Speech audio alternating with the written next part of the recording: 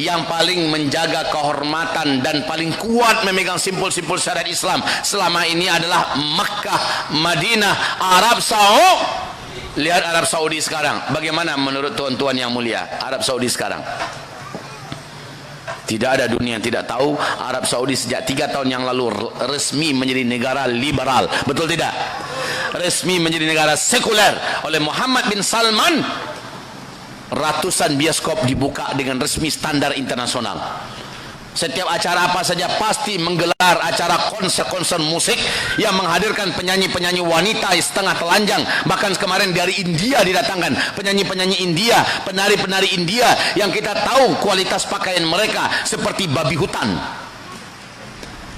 Kita lihat bagaimana sekarang ini hinanya kerajaan Arab Saudi dengan maksiat, betul tidak?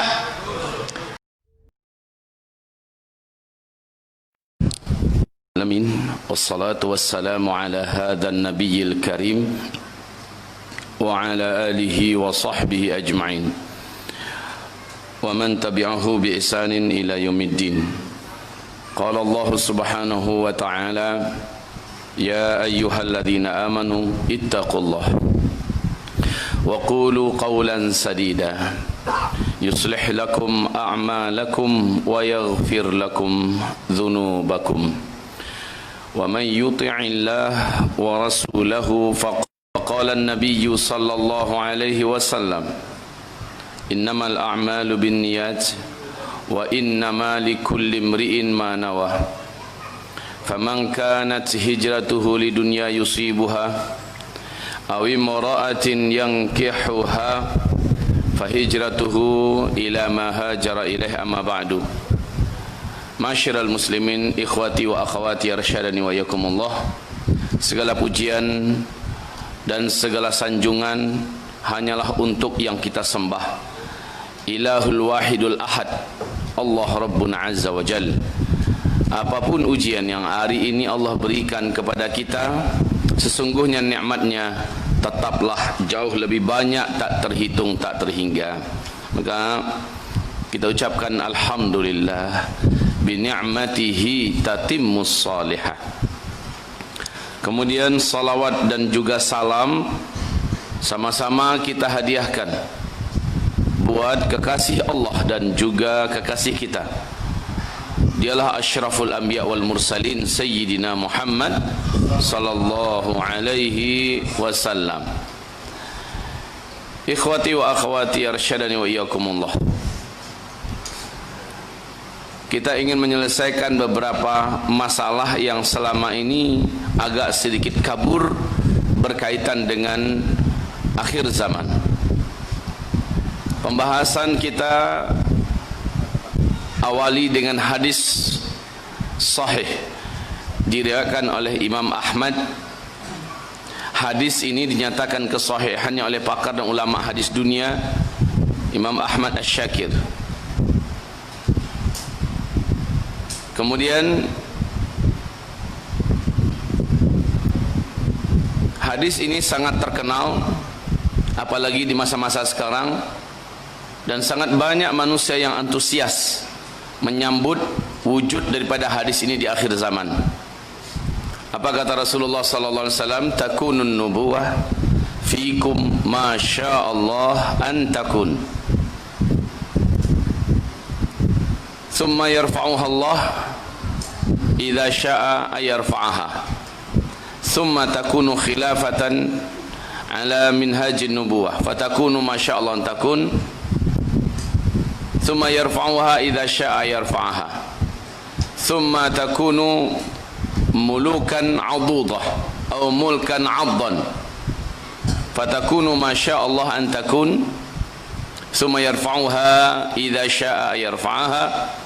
Thumma takunu mulukan jabariyah atau mulkan jabariyan fatakunu ma syaa Allah an takun. Thumma yarfa'uha idza syaa yarfa'aha. Thumma takunu khilafah ala minhajin nubuwah. Thumma sakat.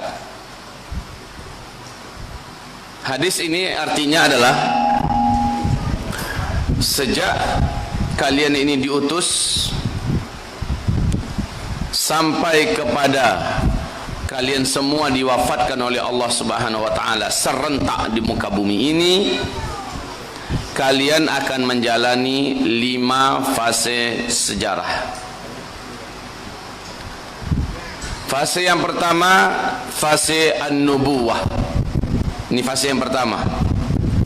Umat Islam pada fase ini langsung dipimpin sesuai dengan waktu yang telah Allah tetapkan. Kemudian fase ini bila telah habis masanya, Allah angkat. Masuklah kalian pada fase yang kedua, kata Rasulullah. Seperti apa adanya Nabi memimpin umat, seperti itu pula para khalifah Allah tetapkan. Di hadis yang lain Nabi mengatakan fase ini berlangsung selama 30. Lalu apabila fase ini telah selesai menurut Allah waktunya, maka Allah angkatlah fase tersebut. Lalu umat ini masuk pada periode yang ketiga atau fase yang ketiga, yaitu mulukan jabariyatan, mulukan adudah atau mulkan abdan. Masuklah kalian pada fase yang ketiga, fase di mana pemerintahan Islam mendunia sudah tidak lagi dengan dan dinasti Bani Utsmaniyah. Fase ini berlangsung selama 1227 tahun. Thumma yarfa'uha idza syaa yarfa'uha. Jika fase ini menurut Allah sudah habis, lalu Rasulullah berkata, yang berkuasa pada saat itu adalah para penguasa-penguasa diktator, bengis, jahat kepada Islam dan suka menzalimi. Itu bisa.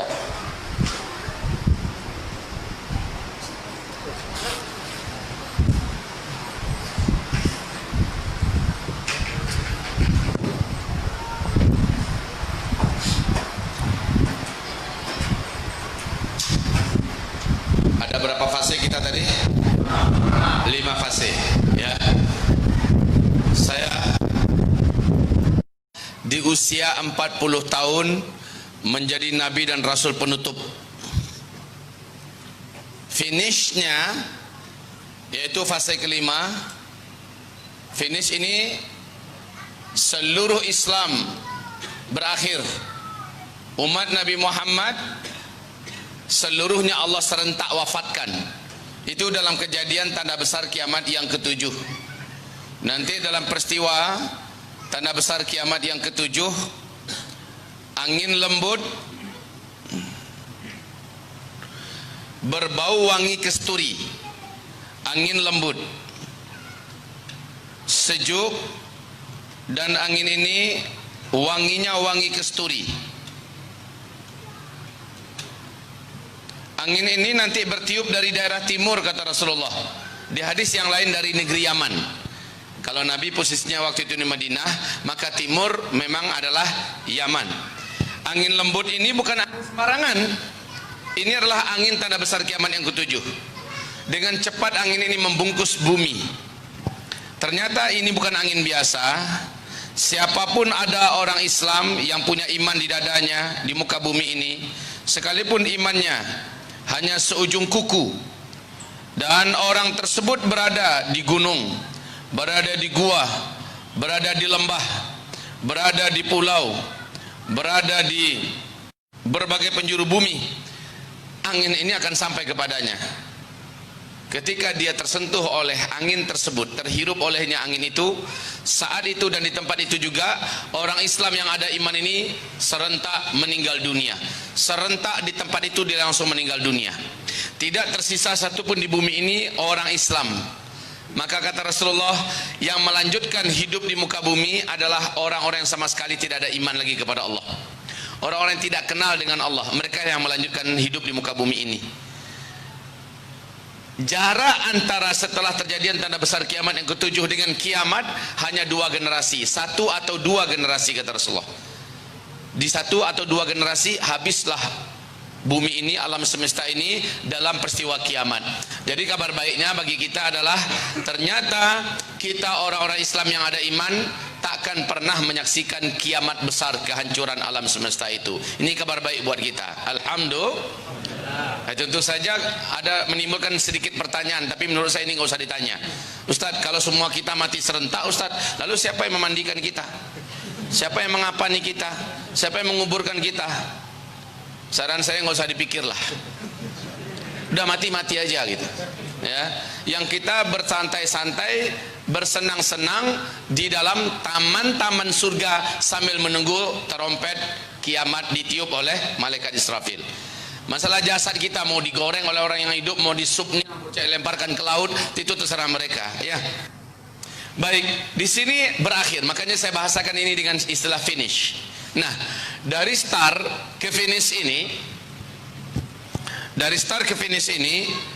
di dalam hadis ini Nabi mengatakan kalian akan menjalani 5 fase sejarah.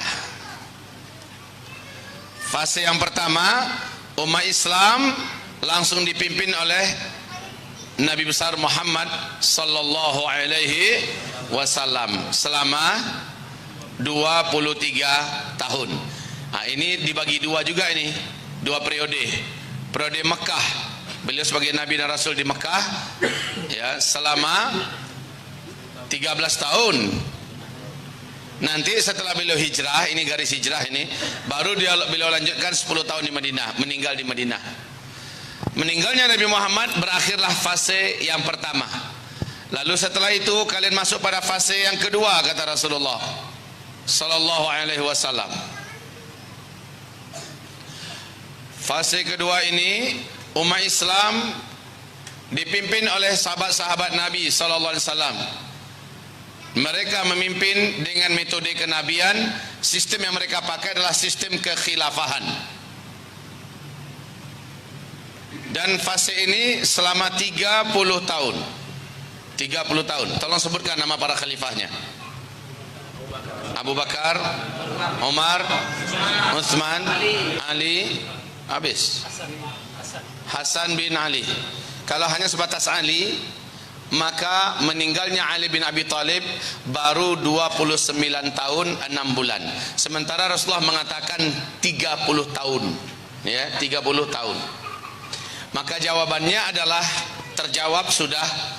Rasulullah SAW bersabda ketika dia membawa cucunya yang bernama Hasan bin Ali, apa kata Rasul? Cucuku ini kelak akan mempersatukan kaum muslimin yang terbelah.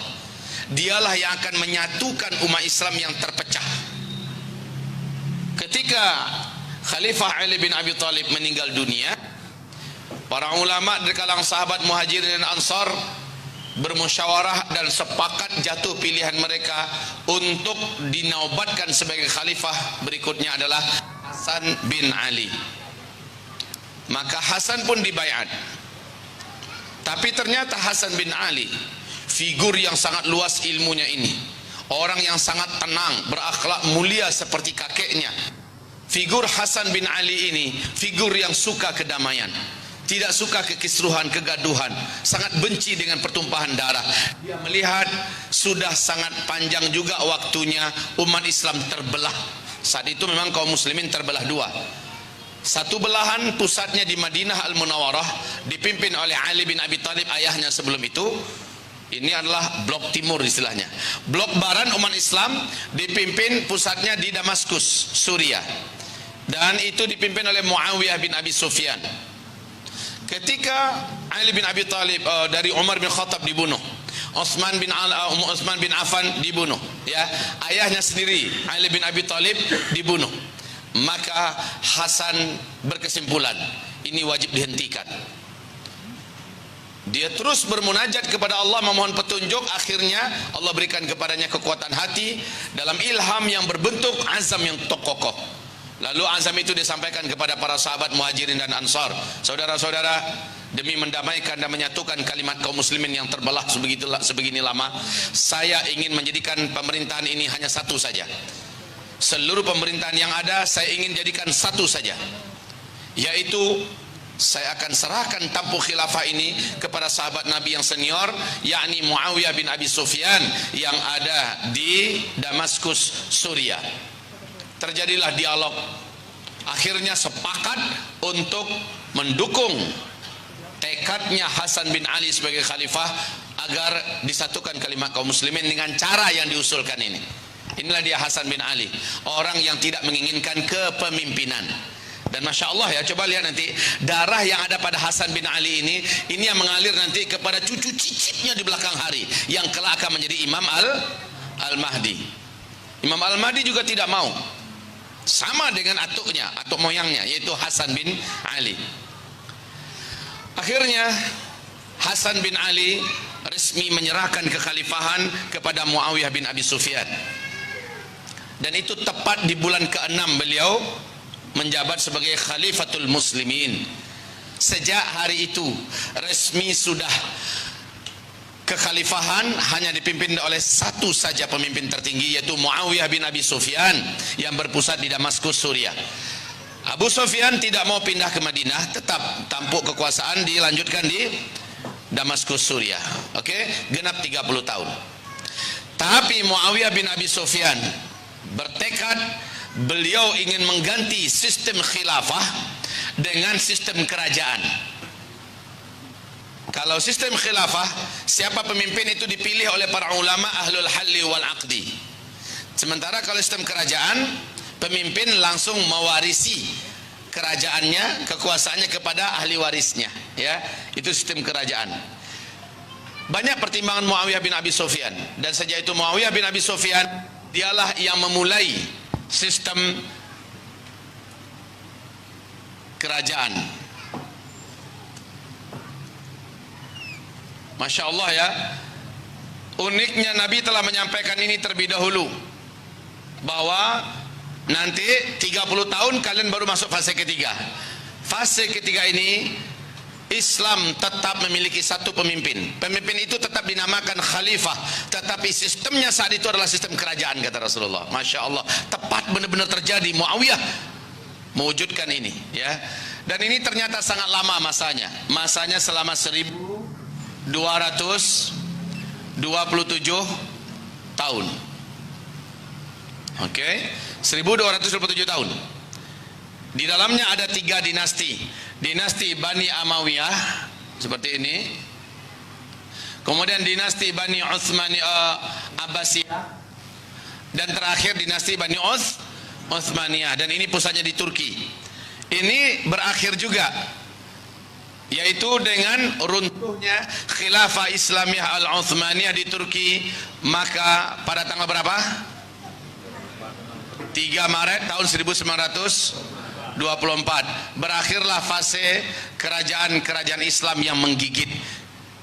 Ingat, fase pertama, kedua, ketiga, Islam masih mendominasi kepemimpinan dunia. 2/3 bumi ini dipimpin oleh Islam. 2/3 dunia dipimpin oleh Islam. Pada fase keempat, inilah dia fase kita.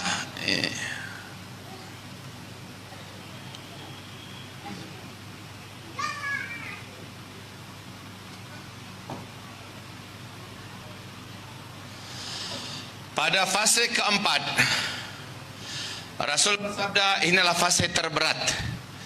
Umatnya yang hidup pada masa ini benar-benar menghadapi ujian yang sangat dahsyat.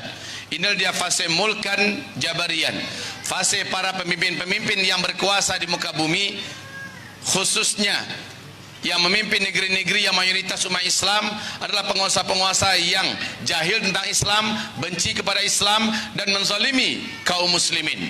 Menurut saudara-saudara, fase ini terasa benar apa tidak?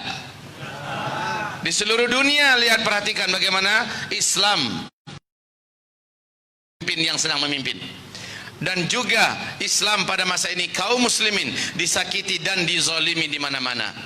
Nabi bersabda, godaan dunia pada fase ini begitu kentara, ya, sehingga kata Nabi, banyak umatku yang tak mampu mempertahankan prinsipnya, agamanya, sehingga mereka dengan mudah berubah. Paginya masih ada iman, siangnya datang godaan, sorenya sudah kafir, kata Nabi. Sorenya masih ada iman, malam datang godaan, besok paginya sudah kafir. Cepat betul pada masa ini orang-orang berubah. Umatku pada masa ini, kata Rasulullah, akan terbelah menjadi 2 belahan, mukmin dan munafik. Ini pada masa ini terjadi 2 belahan besar, menjadi mukmin atau menjadi munafik. Sekarang Pada masa ini kata Rasulullah, orang yang benar-benar berpegang erat kepada agama ini. Ya, silakan maju ke depan, maju ke depan.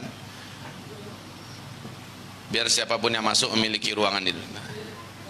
Silakan maju-maju, merapat ke depan.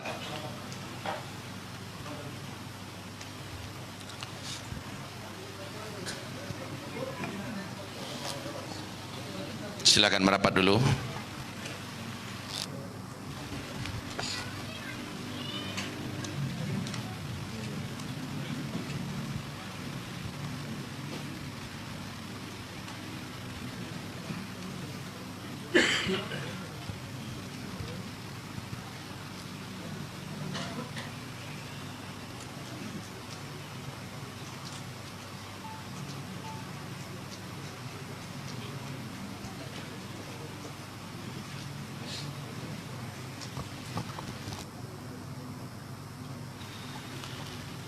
Bismillah, kita lanjutkan. Pernah dengar hadis Nabi begini tidak ya? Saya yakin saudara-saudara pasti sering mendengarnya. Al-qabidhu lil islami yawma idzin kal qabidhi 'alal jamrah. Orang yang berpegang erat-erat dengan Islam pada masa itu, kata Rasulullah, seperti orang yang menggenggam batu bara yang menyala. Dia genggam batunya, tangan bagaikan mau terasa hangus dan terbakar. Bila dia tak mampu lagi bertahan, dia lepaskan bara itu, lepaslah dia dari Islamnya. Pilihan hanya dua, dipegang panas, dilepaskan, lepas dari Islam. Nah, inilah dia fase keempat. Di fase ini, orang-orang yang berpegang erat-erat dengan Islam bagaikan seperti menggenggam batu bara yang menyala. Menjadi muslim yang kafah pada fase keempat ini persis seperti hadis Nabi, seperti menggenggam batu bara yang menyala. Orang yang benar-benar mencoba menghidupkan sunnah Rasulullah SAW dalam segala hal, dalam segala keadaan, dalam segala urusan, maka dia bagaikan melawan arus, baik oleh keluarganya, oleh masyarakatnya, oleh kultur kebudayaan masyarakatnya, ya, apalagi oleh pemerintahannya, seperti menggenggam batu bara yang menyala. Bila ia bertahan menggenggam batu baranya, tangan terasa hangus. Saya bertanya pada kita semua, tangan terasa hangus, yang hangus tangan. Benar-benar hangus, hanya terasa hangus, berarti tidak benar-benar hangus kan? Tapi kalau nggak sabar, kalau tidak sabar, maka pasti dia akan lepaskan. Karena rasanya rasa-rasa hangus, tapi padahal tidak hangus. Seberat apapun ujian kita sekarang, kalau seandainya ada di antara kita nih pengen hijrah total, usahanya selama ini dikelola dengan cara riba, dia ingin hijrah, maka dia harus lepaskan satu persatu biang-biang keladi dari modalnya, dan itu adalah biang-biang riba seluruhnya. Dia harus mulai dari nol. Orang akan mencibirnya, orang akan mencemehnya, dia betul-betul merasa jatuh, dan dia akan ditinggalkan oleh kawan-kawan dekatnya, dan dia akan mendapati banyak gangguan-gangguan atau saudara-saudara lain dan sebagainya. Ini bagi orang yang awal-awal hijrah loh ya. Kalau dia tanggung-tanggung memegang, akan terasa hangus. Tapi kalau dia kekar, kalau dia tegar, kalau dia tabah, kalau dia kokoh, kalau dia sabar, kalau dia istiqomah, insya Allah dia akan mampu bertahan memegangnya. Maka kata Rasul, umatku pada masa itu, setiap keislaman dan amal mereka dalam Islam, yang sabar tadi, yang tegar, yang tabah, yang kokoh hati tadi itu, setiap amalan mereka berhak mendapatkan pahalanya 50 kali lipat pahalanya para sahabat. Allahu Akbar. Berapa kali lipat? Pahalanya siapa? Jangan main-main. Para sahabat-sahabat jadi terkejut mendengarkan hadis Nabi ini, dan beliau langsung bertanya karena penasaran, ya Rasulullah, khamsina rajulan minna am minhum, ya Rasulullah, 50 kali lipat pahalanya kami atau 50 kali lipat pahala mereka yang hidup di masa mereka? Kata Nabi, bal minkum, 50 kali lipat pahala kalian wahai sahabat-sahabatku. Masya Allah. Orang yang hidup pada zaman ini, Pak, orang yang hidup pada zaman ini, Bu, mencoba ibu untuk tegar di atas Islam yang benar, Islam yang kafah, mengamalkan Islam dalam segala urusan dan keadaan. Bapak berusaha sabar dan tegar, pahala Bapak Ibu adalah 50 kali lipat pahalanya para sahabat. Saya bertanya, Bapak Ibu sholat sunat rawatib qabliyah dan ba'diyah tidak? Jawab. Ada kerjakan? Ada. Maka Bapak yang mengerjakan sholat sunat rawatib qabliyah dan juga melaksanakan sholat sunat rawatib ba'diyah, nilai pahala sholat sunat rawatib Bapak Ibu ini adalah 50 kali lipat nilai pahala sholat sunat rawatib qabliyah dan ba'diyahnya para sahabat. Allahu Akbar. Syaratnya Bapak tabah, tegar, sabar, enggak menyerah, ya, tidak kembali berubah, betul-betul total.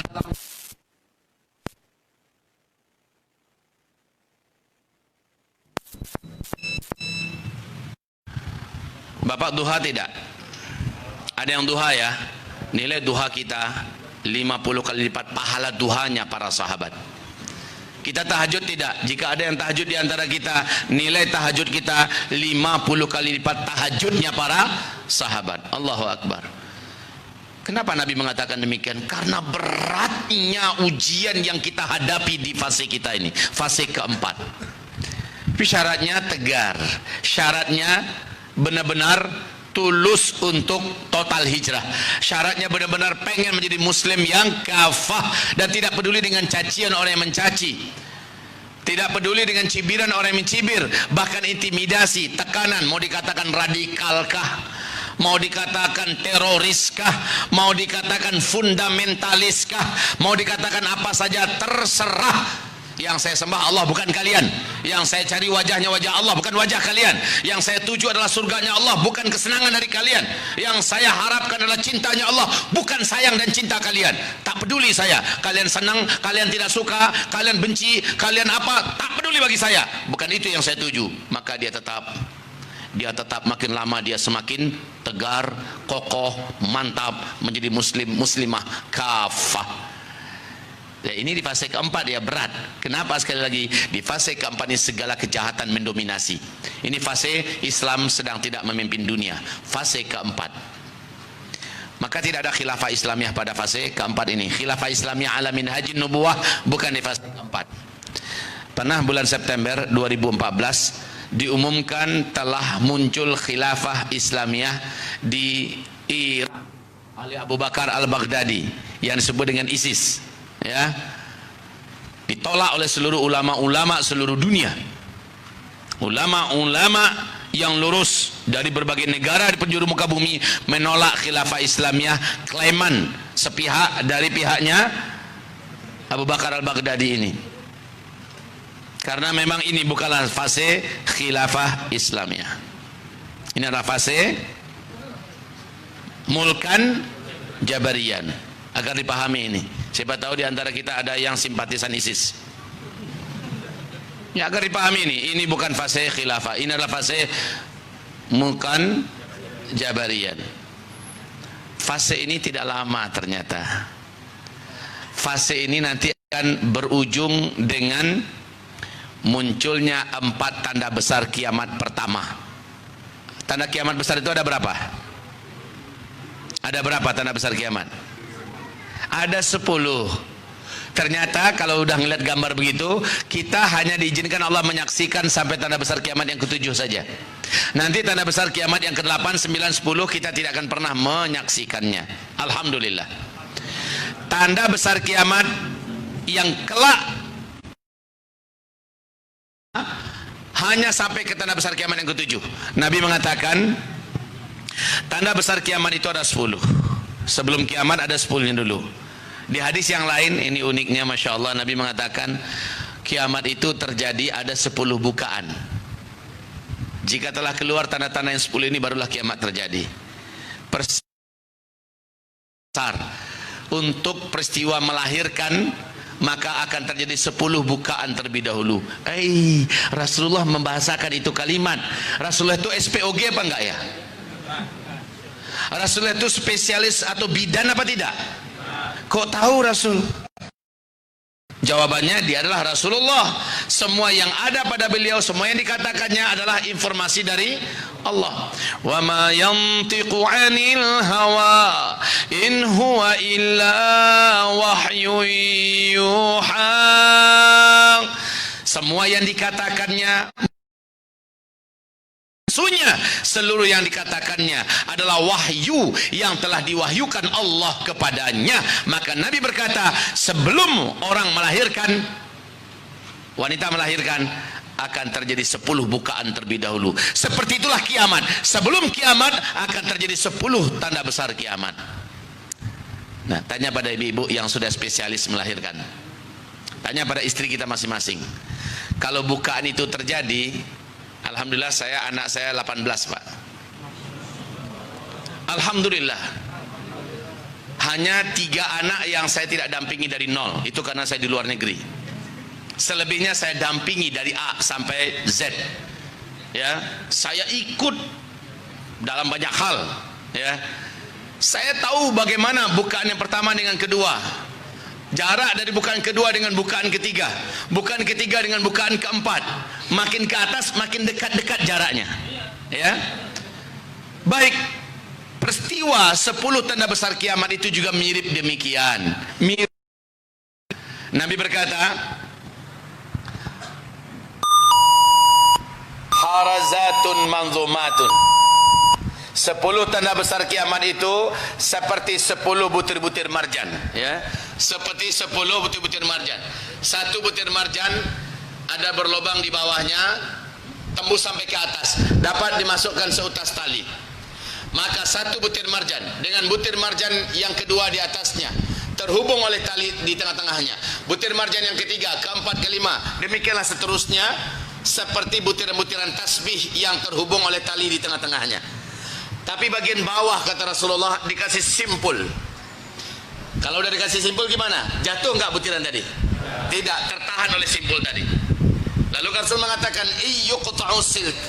Ketika simpul tadi digunting, ketika simpul tadi diputus, apa yang terjadi dengan butiran yang pertama di bawah? Jatuh keluar, ya, jatuh keluar. Itu setelah digunting langsung jatuh atau nunggu dulu? Langsung, ya. Oke, setelah yang butir pertama keluar, yang kedua kira-kira gimana?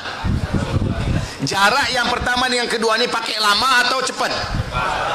Langsung atau tertahan dulu? Begitulah dia. Yang ketiga, keempat, pap. Jadi Masya Allah, ya, apa ini sudah dimulai terbuka satu, yang kedua pasti. Nah, pertanyaannya, apakah gerangan pembuka atau simpul tadi itu apa? Sehingga ketika digunting keluar dia yang pertama. Apakah dianya? Maka dia adalah hantaman meteor menabrak bumi. Ini hantaman meteor. Di sini hantaman meteor.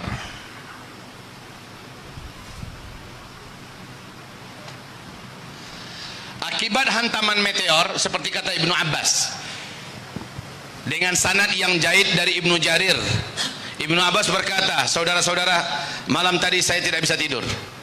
Murid-muridnya bertanya, kenapa guru? Malam tadi sahabat-sahabat kami berkata mereka sudah melihat meteor meletak menuju ke arah bumi, berarti besok dukhon dimulai. Coba lihat, hantaman meteor akan menimbulkan dukhon. Pertanyaan saya, Ibnu Abbas ini pakar astronomi apa tidak, ya? Ahli fisika kah beliau? Ahli kimia kah beliau? Lalu dari mana beliau tahu? Pernah nggak beliau kuliah di universitas apa, umpamanya di Persia? Tidak pernah. Dari mana beliau tahu? Pasti dari gurunya. Siapa gurunya? Rasulullah SAW. Dari mana Rasulullah tahu?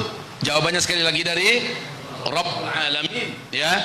Nah, Ibnu Abbas mengatakan, maka besok berarti dukhon dimulai. Ini dia tanda besar kiamat yang pertama, akibat hantaman meteor menabrak bumi. Inilah tanda besar kiamat yang pertama. Baru terjadi dukhon.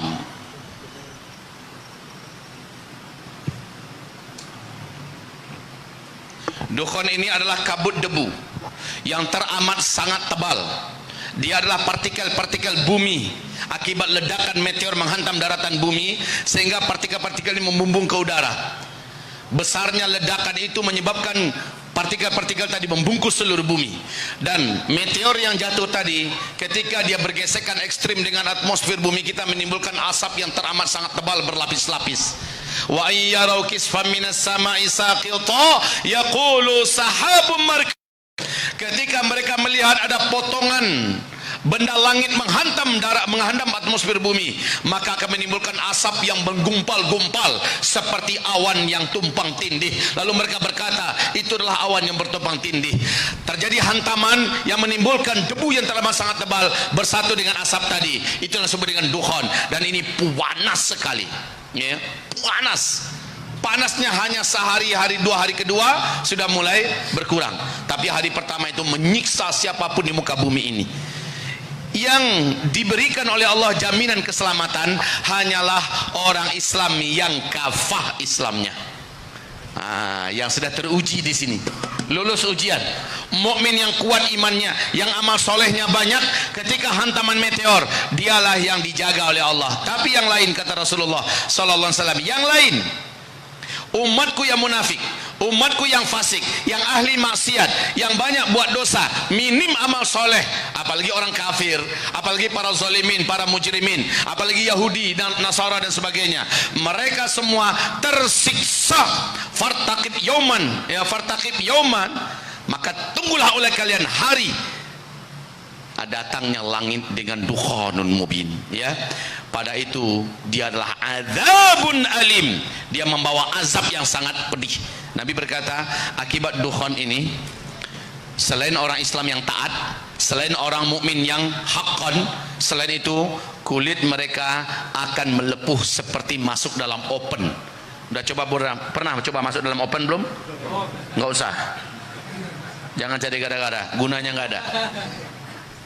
Tapi bumi nanti bagaikan dalam oven, dan bumi itu gelap gulita, kata Rasulullah. 40 hari 40 malam gelap gulita, tidak bisa diketahui kapan siang kapan malam. Cahaya matahari tak sedikit pun bisa dilihat di muka bumi ini. Mau di ufuk timur, di ufuk barat, tidak ada yang mampu melihat cahaya matahari. Lalu orang tak bisa membedakan kapan siang dan kapan malam. Masya Allah, antum bisa bayangkan tidak? Jambi waktu kebakaran hutan kemarin di sana tahun yang lalu, masih ingat? Viral kan videonya di mana-mana. Itu jam 11 siang loh. Jam 11 siang kayak pertengahan malam tanpa ada bintang, ya. Gelap gulita. Yang bawa mobil dan motor terpaksa harus hidupkan lampu. Itu pun masih gelap. Betapa sesaknya nafas. Sementara dukhon nanti bukan hanya asap tapi bersatu dengan debu. Maka kata Rasulullah, kalian dekatkan telapak tangan kalian seperti ini ke wajah kalian, lam yakad yaraha, kalian tak mampu melihat sama sekali, saking gelapnya. Padahal itu siang bolong, saking gelapnya. Dan itu berlangsung selama 40 hari 40 malam. Kalau hanya sekedar itu, oke lah. Tapi ternyata hantaman meteor, seperti kata Michel Penn, ini akan menyebabkan berakhirnya seluruh teknologi yang ada di muka bumi. Listrik hilang, sinyal-sinyal HP dan segala macamnya juga lenyap. Mobil apa saja yang sifatnya teknologi berhenti, nggak bisa dipakai.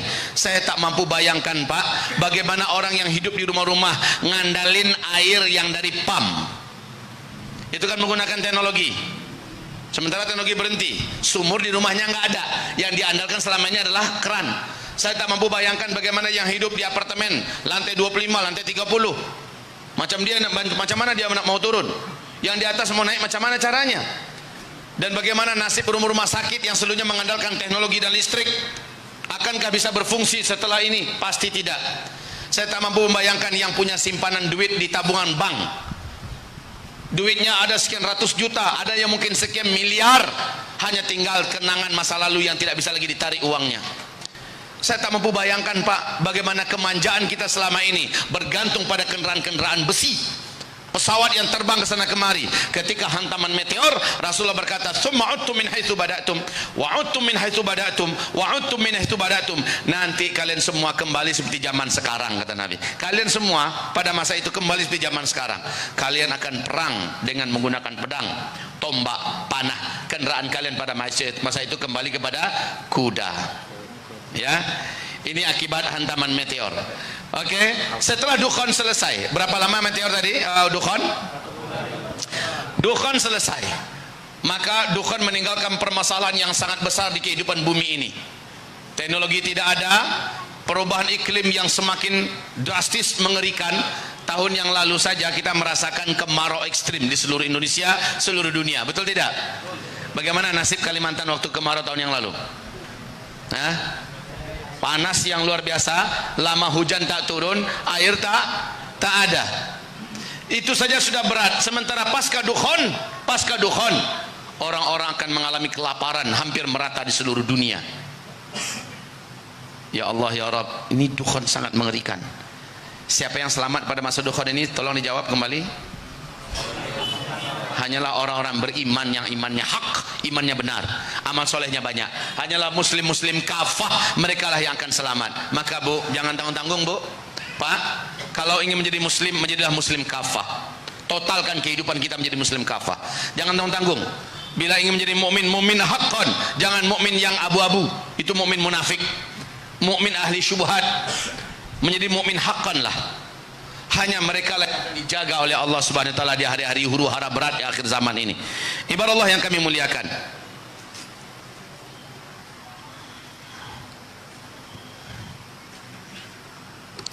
Pada masa ini di penghujung fase keempat akan banyak negeri-negeri yang tenggelam. Sebenarnya saya sangat tapi harus saya sampaikan. Siapa yang sudah mendengarkan kajian-kajian saya pasti sudah menyimak. Walaupun berat harus saya sampaikan. Fi hadhil ummah khasfun, kata Rasulullah. Di akhir zaman nanti, pada umat ini nanti akan terjadi banyaknya negeri-negeri yang tenggelam, kota-kota yang hilang dari tepi pantai. Kenapa? Air laut pada naik semua. Kenapa? Bencana-bencana dahsyat, perang-perang dunia, dan yang paling hebat adalah hantaman meteor. Kalau hantaman meteor ini panaskan bumi ini seluruhnya, ibaratnya ini adalah bola bumi kita dibungkusi oleh Dukhon. Ini kutub utara, kutub selatan. Di kutub utara, kutub selatan ini ada gunung es abadi, ada Antartika juga. Ya, antum ikuti nggak perkembangan Antartika sekarang? Yang terus menipis dan terus menipis. Gunung-gunung batu yang ada di kutub utara, kutub selatan, hari ini puncak gunungnya sudah mulai kelihatan. Ya, pembungkus salju abadinya sudah mulai cair. Bagaimana dengan terjadinya Dukhon? Sementara Dukhon nyampe nggak ke kutub utara, kutub selatan? Seluruh muka bumi diselimuti oleh Dukhon ini. Maka Dukhon itu hari pertamanya panas, tak terbayang oleh kita betapa banyaknya yang meleleh daripada gunung es abadi itu. Timur dan barat meleleh, permukaan laut naik, sementara yang punya rumah-rumah di pinggir-pinggir pantai. Ini yang saya katakan agak gamang-gamang tanggung saya nyampaikan, tapi saya sampaikan aja lah. Seluruh permukaan bumi, pinggiran-pinggiran pantainya hilang. Singapura hanya tinggal kenang-kenangan. Malaysia, Kuala Lumpurnya juga hanya tinggal sejarah. Jepang juga akan hilang. Belanda apalagi sama sekali tidak akan pernah ada lagi. Jakarta juga selamat jalan. 20% pulau-pulau Indonesia akan hilang dari peta dunia. Kalimantan gimana? Kalimantan gimana? Ayo optimis, ayo optimis. Hah? Aman, optimis saja nggak apa-apa. Banyak gunung.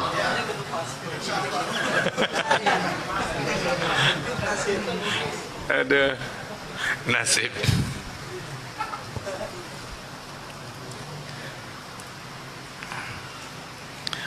Makanya ketika ada upaya orang-orang menanyakan kepada saya Ustadz ingin buat perumahan akhir zaman kami di Kalimantan, gimana Ustadz? Saya tidak begitu banyak berikan komentar. Saya berikan jawaban, selagi masih bisa di daerah yang ketinggiannya di laut di atas 200 meter, pergilah ke daerah itu. Itu yang saya sarankan.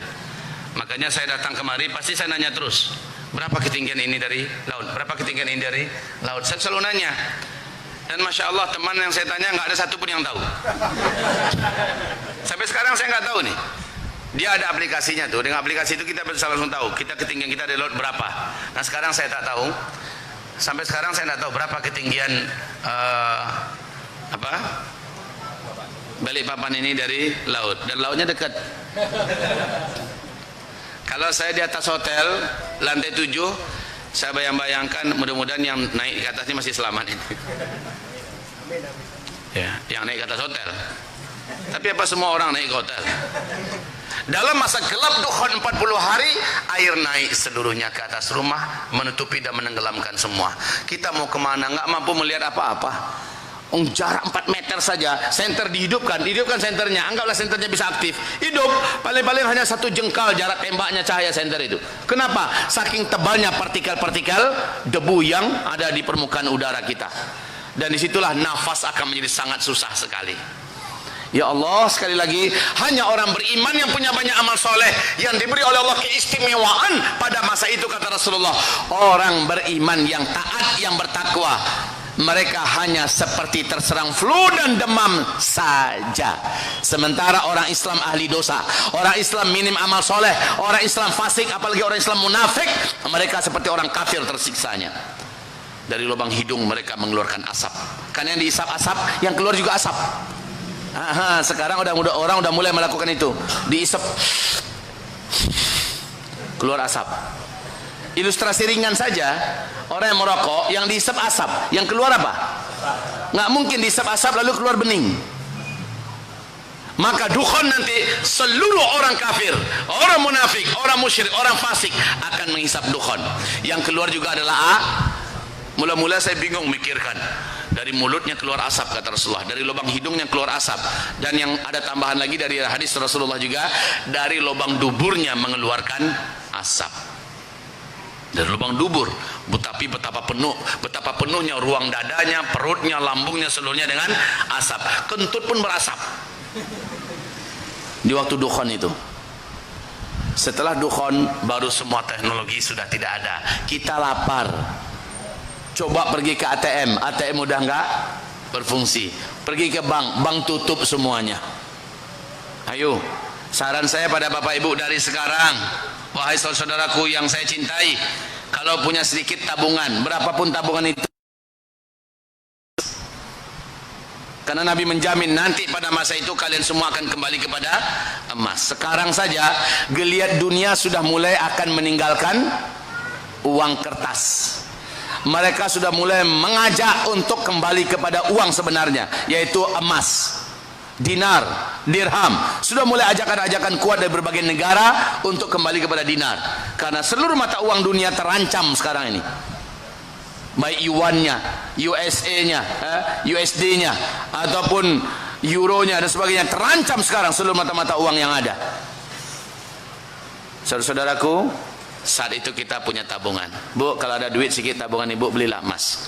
Ada berlebih sedikit dana kita, ya, ada rezeki sedikit, belilah emas. 1 batang, 2 batang, silakan. Ya, masih itu bisa terbeli. Ya, kecuali kalau saya katakan 1 kilo, 2 kilo, baru mikir kita. Kalau sebatang itu kan bisa saja, sebatangnya paling-paling hanya 5 gram, 10 gram. Itu kan masih dalam jangkauan kita kan. Oke. Selesai dukhon, apa yang terjadi? Teknologi sudah tidak ada. Bumi ini mengalami tega membunuh tetangga demi mendapatkan sepotong roti dari tangan tetangga. Di saat itulah saya serukan kepada Bapak Ibu, wahai masfun wa maskhun, kata Rasulullah, banyak bumi yang tenggelam, kota-kota banyak yang tenggelam. Wa maskhun, akan banyak wajah dan rupa yang berubah. Banyak orang sekarang ganti rupa. Dan juga hantaman dukhon akan menyebabkan orang-orang kafir menjadi berubah jelek. Kalau Bapak menonton film Lord of the Ring, itu adalah khayalan nyata. Khayalan nyata di balik hadis Nabi. Di akhir zaman orang kafir, orang fasik, orang munafik, orang mujrim akan jadi jelek semua. Kenapa bisa jelek? Gara-gara dukhon yang menyelimuti bumi. Meleleh daging mereka semua menjadi jelek. Berubah bentuknya. Lord of the Ring tahu? Pasukan yang semuanya jelek. Nah, itulah Orc. Ya. Wa kadhfun, dan dia di mana-mana. Kalau untuk Indonesia udah lama, ya kan? Udah lama. Kita tidak ambil pedoman Indonesia. Kalau Eropa jangan tanya lagi, di situ setan-setannya semua. Kalau India apalagi itu, penari-penari neraka semua di sana. Kita nggak sebut itu. Tapi yang paling menjaga kehormatan dan paling kuat memegang simpul-simpul syariat Islam selama ini adalah Makkah, Madinah, Arab Saudi. Lihat Arab Saudi sekarang, bagaimana menurut tuan-tuan yang mulia Arab Saudi sekarang? Tidak ada dunia yang tidak tahu Arab Saudi sejak 3 tahun yang lalu resmi menjadi negara liberal. Betul tidak? Resmi menjadi negara sekuler oleh Muhammad bin Salman. Ratusan bioskop dibuka dengan resmi standar internasional. Setiap acara apa saja pasti menggelar acara konser-konser musik yang menghadirkan penyanyi-penyanyi wanita setengah telanjang. Bahkan kemarin dari India didatangkan penyanyi-penyanyi India, penari-penari India yang kita tahu kualitas pakaian mereka seperti babi hutan. Kita lihat bagaimana sekarang ini hinanya kerajaan Arab Saudi dengan maksiat. Betul tidak? Idza zaharatil qainat, apabila penyanyi-penyanyi wanita sudah muncul, sudah didatangkan dari mana-mana. Arab Saudi melakukan itu sekarang. Wal mazif, apabila musik dan alat-alat musik sudah kamu sukai pada masa itu. Yang dimasukkan Nabi ini adalah penguasa Mekah dan Madinah. Bukan Indonesia ya, bukan Malaysia. Kalau ini udah lama, udah puluhan tahun kalau di Indonesia. Lah ini yang selama ini sangat menjunjung tinggi kehormatan Islam dan syariat Islam, hari ini sudah jebol sejebol-jebolnya. Wal ma'azif, musik dan alat-alat musik di Mekah pun sudah dibuat. Nangis sopir taksi yang orang Arab asli, Pak. Apa kata sopir itu? Demi Allah, saya tak percaya dan saya tak terima dia itu muslim. Tanah suci Nabi Muhammad dan tanah suci kita bersama dikotori oleh mereka dengan mengadakan konser musik najis, menghadirkan penyanyi yang setengah telanjang. Kata sopir itu nangis dia, Pak.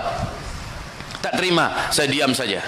Ya, dia ngedumel. Ternyata banyak orang-orang Arab itu sekarang, Pak, yang berani ngomong, mengkritik pemerintah, ditangkap masuk penjara. Apalagi ulama ceramah, Pak. Sedikit saja isi ceramah itu bertentangan dengan kebijakan pemerintah, nggak usah nunggu turun dulu dari khutbah.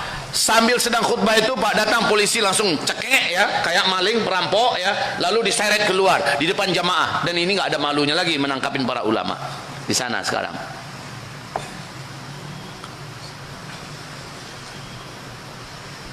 Yang ketiga kata Rasulullah, wa syurbatil khumur, apabila minuman-minuman memabukkan dan barang-barang memabukkan sudah begitu mudah kamu dapatkan di mana-mana, menyebar di mana-mana.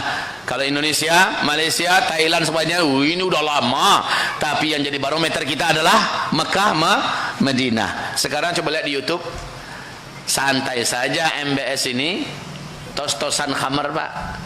Ya, santai saja orang kerajaan, pemuda-pemuda sekarang di Arab Saudi ya, mengisap barang-barang yang tidak boleh. Masya Allah, mudah didapatkan di mana-mana. Maka itu adalah indikasi akan terjadinya hantaman meteor. Kalau saya cerita, mungkin nanti malam insya Allah saya akan uraikan tentang Imam Mahdi. Ini pembahasan yang menegangkan dan mengasyikkan, pembahasan tentang Imam Al-Mahdi. Oke, ini ada hubungan erat loh, kedatangan kemunculan Al-Mahdi itu adalah apabila Arab, Mekah, Madinah seperti ini. Erat sekali hubungannya. Dan tentang hantaman meteor, kita kembali kepada hantaman meteor. Ini tanda-tanda umum, tanda khususnya apa? Baru kita, apabila tanda-tanda umum sudah ada, saatnya kita bersiap siaga, mempersiapkan tempat, meninggalkan kota-kota. Itu sudah siap siaga. Tapi sementara ini saya katakan pada kita semua, silakan sekarang tetaplah tinggal di kota dulu. Tetaplah tinggal dulu di kota-kota. Teruskanlah anak-anak sekolah, kita tetap bekerja. Tapi sekarang melihat tanda-tanda yang ada di Arab Saudi, sudah saatnya kita mempersiapkan satu tempat di daerah perbukitan, jauh dari laut, jauh dari kota, jauh dari gunung-gunung berapi, daerah perbukitan yang subur, punya sumber-sumber mata air sendiri, dan di situ bisa bercocok tanam dan beternak. Sebaik-baik orang beriman di akhir zaman kata Nabi adalah yang lari membawa hartanya, menyelamatkan keluarganya demi menyelamatkan agamanya. ke bukit-bukit, kata Rasulullah sallallahu alaihi wasallam. Ini. Dan juga nanti ketika pembahasan kita masalah Dajjal, insyaallah taala besok subuh Dajjal di mana? Dajjal di mana apa? Pembahasan kita besok subuh di mana? Masjid Istiqomah. Nah, di Istiqomah saya akan uraikan Dajjal. Malam nanti adalah Imam Al-Mahdi dan Dukhan. Malam nanti adalah Imam Mahdi dan Dukhan. Besok pagi Dajjal. Ya. InsyaAllah hadirlah, usahakan hadir, karena mungkin Allah saja yang maha tahu, saya bisa-bisa tak kemari lagi. Allahu a'lam. Melihat waktu kita sudah semakin sempit dan dekat begini, maka tanda-tanda itu sudah Allah perlihatkan. Seluruh dunia tahu, apalagi salju sudah turun sekarang ini di Arab sejak 2009. Ini sudah tanda yang tidak dapat dipungkiri. Sudah saatnya bersiap-siap. Sekali lagi, persiapkan tempat itu. Ketika tanda khusus terjadi, pindah langsung ke tempat itu. Apa tanda khususnya? Tanda khususnya adalah bila kalian sudah menyaksikan, kata Rasulullah, bintang berekor mengelilingi seluruh muka bumi ini selama 3 hari sampai 7 hari berturut-turut. Tidak ada satupun manusia di bumi yang tidak bisa menyaksikan ada bintang berekor mengelilingi bumi antara 3 sampai 7 hari. Gunung Malino, saya sudah survei ke sana di masa kemarau ekstrim kemarin, di bulan Oktober saya survei ke sana. Itu masya Allah, waduk bilik-bilik namanya ya. Waduk bilik-bilik itu mereka mengatakan sudah lebih 10 bulan, udah mau masuk 11 bulan nggak ada turun hujan Ustaz. Terakhir saya tanya ya, sudah 1 tahun Ustaz nggak turun hujan, sekarang udah ya. Tapi waduk itu sudah turun 10 meter airnya. Dan ini sumber air utama untuk warga Makassar dan Kabupaten Goa. Saya naik ke atas bukit itu, ada mata air yang terus mengalir airnya. Dan alhamdulillah qadarullah, kawasan itu luasnya 1.200 hektar dijual. Nah, oleh Yayasan Tahfiz Indonesia yang mendirikan PT Hafiz Amanah Indonesia, saya katakan pada mereka, bebaskan tanah ini, dan saya bantu umumkan pada umat, bagi Indonesia sebelah timur, ke sini kalian merapat. Dekat apa jauh itu dari sini? Dekat dari sini kan? Maka kita bisa siapkan tempat di sana. Kalau di sini nggak ada daerah-daerah yang tinggi, siapkan tempatnya di sana. Ustaz, mana kontaknya Ustaz? Saya dititipin itu di luar, ada brosurnya, ambil di luar. Ya, ada brosurnya, yaitu hunian rumah Islam. Komunikasi dengan orangnya, lihat langsung survei tempatnya. Dan kalau bapak tidak diberikan sertifikat bahwa dan diperlihatkan kepada kita sertifikatnya, nggak usah beli. Beli itu syaratnya adalah jelas barangnya, dan itu bukan barang bodong-bodong. Apa namanya itu? Barang abal-abal, penipuan. Saya sudah pastikan kepada mereka, dan alhamdulillah ini diproses. Untuk kami di Sumatera, Pak, pemarkasnya adalah di tempat saya langsung, di pesantren saya. Alhamdulillah kawasannya sangat indah sekali. Tokoh-tokoh Islam dari Indonesia, berbagai penjuru provinsi banyak yang datang ke lokasi kami, dan mereka rata-rata sudah memegang sertifikat 1 kaplingan di kompleks saya. Tapi Sumatera Barat kan jauh sekali Pak ya, jauh sekali untuk Bapak pindah ke sana. Ibu-ibu, lihat bagaimana saya memberikan kepada mereka alternatif. Untuk di Jawa, yang ada baru sekarang di Jawa Barat. Saya menganjurkan untuk Kabupaten Bandung, daerahnya daerah Nagrek ya, kalau nggak salah saya sudah lihat survei, ada sumber mata air besar pada bukitnya menguning dan mati tanahnya. Rumput-rumputnya sudah tidak ada. Tapi ada kawasan lembah, ketinggiannya 600 lebih dari permukaan laut. Lembah itu penuh dengan air Pak, dan subur, lebih 100 hektar. Dan ternyata bisa dibebaskan sampai 300 hektar. Akhirnya sekarang sudah dibebaskan oleh PT Hafiz Amanah Indonesia. Disitulah nanti saya anjurkan untuk merapat. Sekarang ini sudah saatnya. Sekarang ini. Kalau tidak terjadi apa-apa bagaimana Ustaz? Tidak ada ruginya bagi kita sama sekali. Kita punya sebuah tempat, di mana tempat itu diisi oleh orang beriman, orang bertakwa, dan sebelum tempat itu kita huni, kita sudah bisa menjadikan tempat itu sebagai tempat wisata di waktu-waktu weekend buat kita keluarga, dan bisa dipakai oleh pesantren, bisa dipakai oleh santri-santri, pahalanya mengalir kepada kita sambil merawat rumah-rumah kita. Tapi saya memang tidak menganjurkan rumah-rumah beton saat itu ya, karena gempa akan terjadi di mana-mana di berbagai penjuru dunia. Rumahnya rumah kayu, rumah panggung, itu yang saya anjurkan. Baik, kita kembali kepada topik kita. Sampai di mana baru kita tadi? Dukhan. Nah ini, setelah dukhan ini, memang kelaparan terjadi di mana-mana, orang akan membunuh di mana-mana. Orang beriman, kalau sudah berkumpul dengan orang beriman, selapar apapun mereka akan bunuh tetangganya sendiri. Betul tidak? Dia takut pada Allah. Satu. Yang kedua, sekering apapun bumi ini, sekemarau apapun ekstrimnya bumi ini, orang beriman dan bertakwa di suatu daerah dijamin oleh Allah rezekinya. Lihat, buka surat Al-A'raf ayat 96. Buka ayat itu. Walau anna ahlal qura amanu wattaqau lafatahna alaihim barakat minas samai wal ard walakin kadzabu fa akhadnahum bima kanu yaksibun. Kalau penduduk suatu kampung, suatu daerah, suatu kawasan diisi oleh orang-orang beriman dan mereka bertakwa di kawasan itu, mereka jalankan perintah, mereka jauhi larangan, kami jamin rezeki mereka, barokah terbuka dari langit, rezeki melimpah ruah dari bumi. Ingat tidak? Rasul berkata, saat Dajjal itu muncul nanti. Nah, ini antara dukhan ke Dajjal, jaraknya ini tanda besar kiamat yang kedua ya.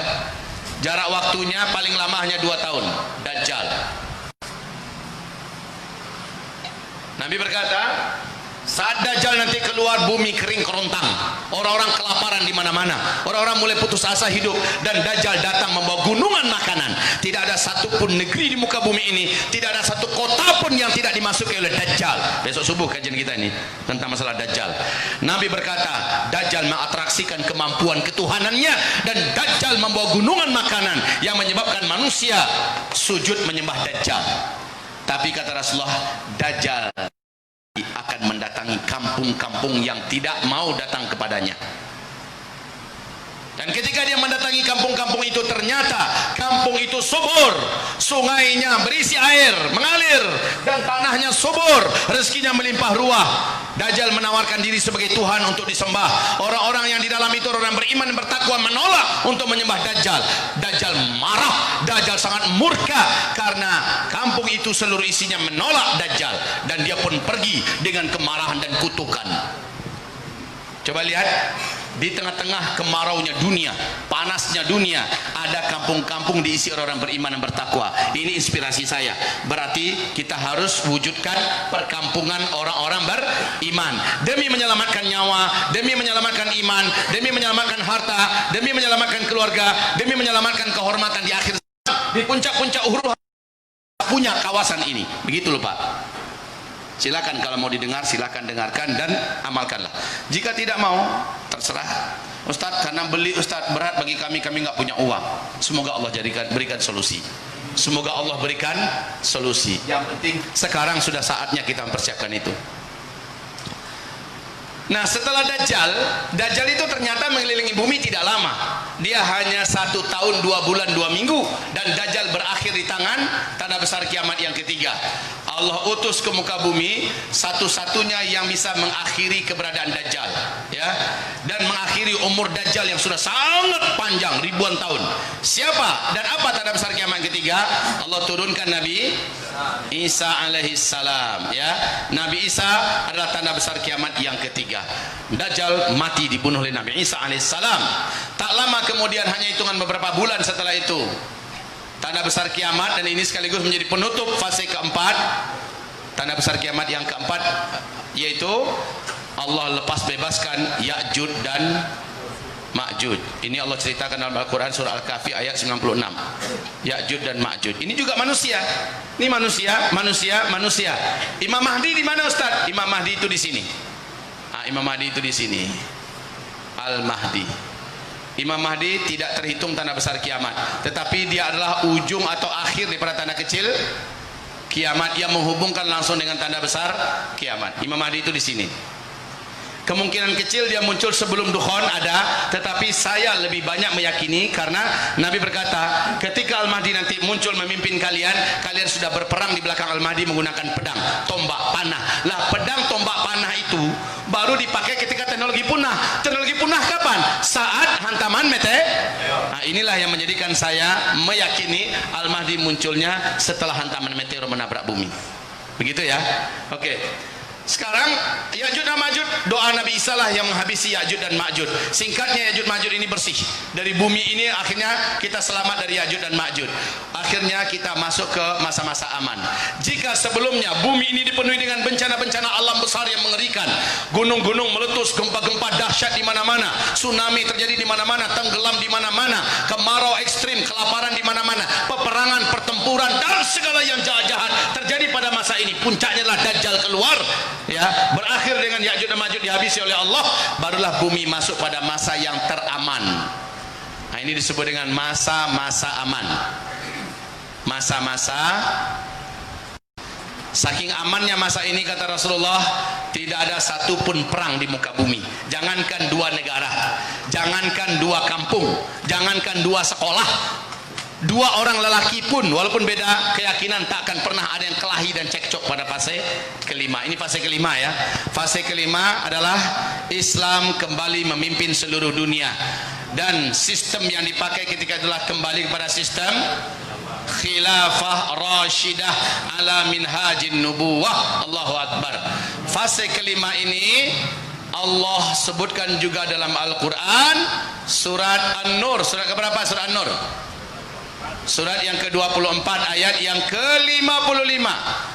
Nah, ini pengumuman kepada orang-orang yang takut dengan tegaknya khilafah Islamiyah. Pengumuman. Satu, ini resmi Allah yang umumkan bahwa bumi ini pada akhirnya nanti akan dipimpin kembali oleh khilafah Islamiyah.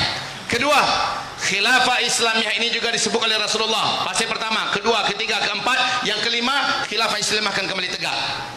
Yang ketiga, perlu diketahui khilafah Islamiyah bukanlah ancaman. Sebab apa? Khilafah Islamiyah nanti ketika dia tegak, tidak ada lagi perang di muka bumi. Apakah ini bukan sesuatu yang bagus?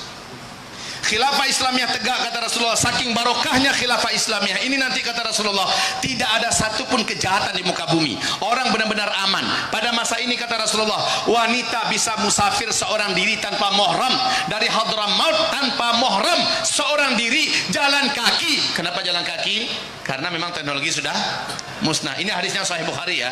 Wanita, Bu, jalan kaki seorang diri dari Hadramaut. Hadramaut itu di mana? Yaman. Jalan kaki seorang diri ke Mekah melaksanakan ibadah haji. Biasanya di gurun Sahara itu banyak serigala, banyak perampok, banyak orang jahat. Lah ini, kata Rasulullah, dia pergi aman, dia pulang aman, dia melaksanakan ibadah haji aman, tidak ada yang mengganggu. Pada masa ini, kata Rasulullah SAW, seluruh kekayaan yang ada dalam perut bumi Allah muntahkan ke permukaan, sehingga khilafah Islamiyah memiliki perbendaharaan kekayaan yang tak terbatas. Setiap manusia akan kaya raya, walaupun orang non muslim akan kaya raya sekaya-kayanya. Tidak ada lagi orang yang mau menerima zakat. Jangankan zakat, infak, wakaf, sedekah. Kalau sekarang tiap sebentar penggalangan dana. Setiap ada undangan pengajian, siapkan infak terbaik. Nggak begitu, ya kan? Panitia kalau buat acara pasti ujung-ujungnya di bawah, siapkan infak terbaik. Lihatlah di ujung acara nanti infaknya kita garap. Oh, udah mulai pucat. Tapi di fase ini tidak ada lagi, kata Rasulullah SAW. Kalian nanti saking makmurnya orang hidup pada masa ini, kalian mencoba menambah amal soleh kalian dengan memberi hadiah pada orang lain. Tahadu, tahabu. Kalian berbagi hadiahlah. Kalian akan tumbuh rasa sayang, dan itu nilainya adalah pahala. Kalian akan bawa, pinjam tasnya sebentar. Ya. Kata Rasulullah, saking suburnya, makmurnya, sejahteranya orang pada fase kelima, seluruh manusia loh, ya. Tetangga datang pada tetangganya membawa emas 2 telapak tangan. Emas, Pak, 2 telapak tangan. Bukan beras, bukan Indomie. Membawa emas. Pak, saya mau kasih hadiah, Pak. Terima ya, Pak, ya. Apa kata tetangga? Saking makmurnya hidup pada fase kelima. Maka sekali lagi, jangan pernah khawatir dengan khilafah Islamiyah, karena wujud daripada fase kelima ini adalah menjadikan semua manusia di muka bumi ini kaya raya. Apa kata si bapak? Waduh, Masya Allah, demi Allah saya bersaksi, engkau memang tetangga yang baik, engkau tetangga yang beriman dan soleh. Tapi minta maaf, hadiahmu tak bisa saya terima. Padahal emas 2 telapak tangan penuh, kata Rasulullah. Hadiahmu tak bisa saya terima. Ibarat bahasa Betawinya Pak, no di dapur gua ada 5 karung, mau diapain tuh gua bingung juga. Ini bukan dongeng, bacakan, temukan hadis-hadisnya. Hadis itu kuat dari Rasulullah Sallallahu Alaihi Wasallam. Emas nggak di isinya? Kalau emas udah lain cara megangnya Pak. Nggak mungkin berani taruh di bawah. Ya, kalau emas pasti megangnya kayak gini, dikalungkan dan sebentar matanya ya orang. Dunia ini membawa kerisauan. Kalau kita dalam tas kita banyak barang-barang berharga, kita sudah mulai risau Pak. Ya, ditaruh di mobil risau, dipegang pun risau, ya kan? Kata khawatir intai-intai orang. Coba kalau di dalam hanya buku dengan kain sarung, ditaruh digantung di mana juga aman aja, tenang. Inilah dia bukti bahwa dunia ini pembawa risau. Oke, kita kembali. Nah, di fase kelima, yang keempat, apanya dikhawatirkan dari khilafah Islamiyah? Justru ini kerinduan kita. Tidak ada satupun di muka bumi ini bencana alam. Jangankan yang besar-besar Pak, bencana alam kecil pun nggak ada, longsor yang kecil pun nggak akan ada. Pada masa kelima ini kata Rasulullah yang kelima, tidak ada satupun binatang buas yang buas pada masa itu. Seluruh binatang di hutan liar sana, seluruh binatang liar yang buas. Pada fase kelima Allah jadikan jinak seluruhnya, bagaikan binatang-binatang sirkus, jinak seluruhnya. Harimau bermain-main dengan anak kecil di mana-mana. Pada masa ini kata Rasulullah, serigala, rombongan serigala berjumpa dengan domba yang tersesat. Domba ini akan digiring oleh serigala itu untuk bergabung kembali dengan domba. Ketika sudah bergabung, serigala ini kembali pergi.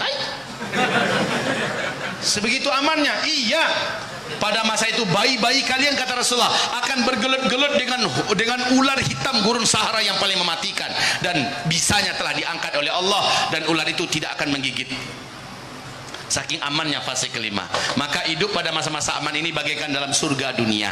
Lalu pertanyaannya, apanya yang dikhawatirkan dari khilafah ini?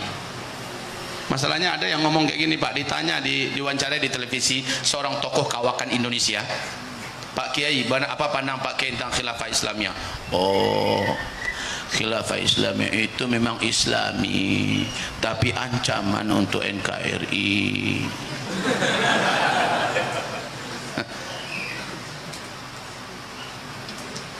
Semoga tobat. Ancaman apaan? Terakhir yang keenam, khilafah Islamiyah ini tidak akan pernah berdiri, tidak akan pernah diumumkan berdirinya di sini, Balikpapan ini. Tidak akan pernah diumumkan berdirinya di Jakarta. Tidak akan pernah diumumkan berdirinya di Asia Tenggara. Tidak akan pernah diumumkan berdirinya nanti di Afrika, di Eropa, di Amerika. Tidak akan pernah diumumkan berdirinya di Australia. Bahkan tidak akan pernah diumumkan berdirinya nanti di Jazirah Arabia. Tidak. Di mana? Menurut Rasulullah dalam hadis Sahih Muslim, khilafah Islamiyah fase kelima nanti diumumkan berdirinya di Baitul Maqdis, Palestina. Kan? Khawatir nggak karu-karuan itu? Kalau Allah izinkan satu ketika saya ngomong di depan anggota Dewan Pusat sana, saya ngomong di depan Kapolri, saya sampaikan, gak usah cemas Pak, ini akan terjadi kalau ini berdiri nanti. Lagi pula berdirinya bukan di Indonesia, di Palestina. Hadisnya Sahih Muslim. Cuman rahmatnya meliputi dan membungkus seluruh muka bumi. Justru dengan tegaknya khilafah Islamiyah, sila kembali kokoh. Undang-Undang Dasar 1945 kembali kepada dasarnya, kembali kepada intinya. Tidak akan ada yang berani mengamandemen nggak karu-karuan, mengobrak-abrik dan mengacak-acak sesuka hati. Nggak akan ada yang berani. Bendera merah putih akan sangat terjaga dan berkibar dengan kokohnya. Tidak ada yang macam-macam dengan Republik Indonesia.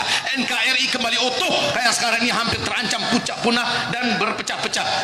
Inilah yang mampu mewujudkan kembali. Tapi kenapa ini dikhawatiri? Yang khawatir itu atau yang nakut-nakutin itu nggak akan keluar satu di antara tiga. Pertama, orang Islam tapi jahil. Walaupun gelarnya profesor doktor tapi jahil, nggak ngerti rambu-rambu syariat, nggak ngerti halal haram, nggak ngerti isi Quran dan hadis, jahil tuh namanya tuh. Walaupun kepalanya botak, gelarnya profesor.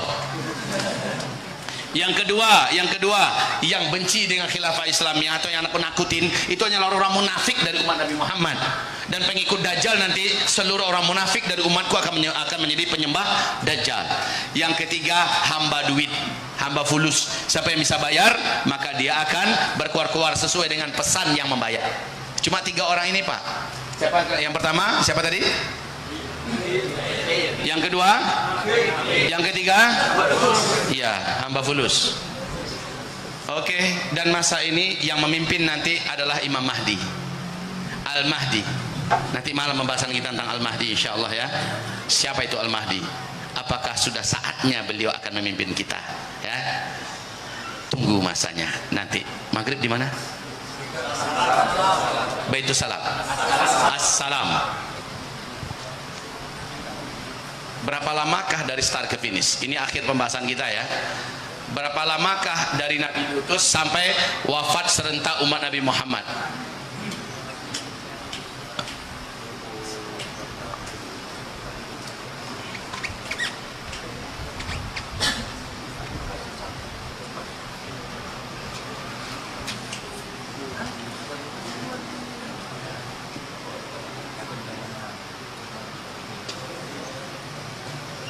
Oke. Nah, pembahasan start ke finish ini disebut oleh para ulama ahli hadis dengan sebutan Islam. Tapi perlu diingat, ini pembahasannya ilmiah ya. Perlu diingat, Nabi Shallallahu Alaihi Wasallam menyebutkan tentang umur umat Islam ini, ternyata dalilnya bukan dari Al-Quran, dalilnya hanya dari sunnah atau dari hadis. Hadis itu ada dua tingkatan riwayat. Riwayat tertinggi adalah mutawatir.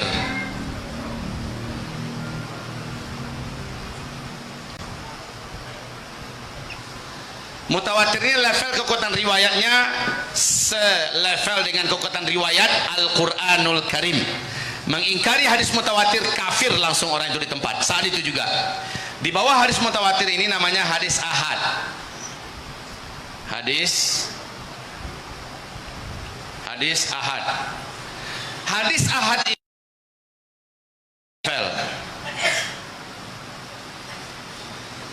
level hadis ahad tertinggi disebut dengan hadis sahih. Hadis, nah ini yang selama ini kita kenal dengan Sahih Bukhari lah, Sahih Muslim lah, ya, dan lain-lainnya. Di bawah hadis ahad yang sahih namanya hadis hasan.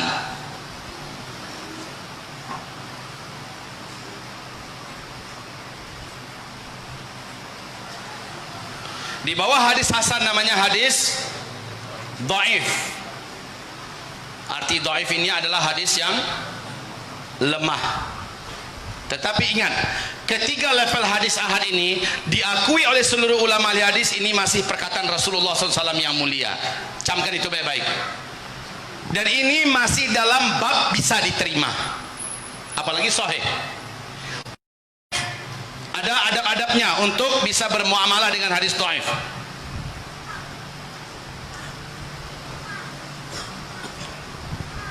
Yang wajib ditolak itu adalah hadis maudhu', yaitu hadis palsu, itu wajib ditolak.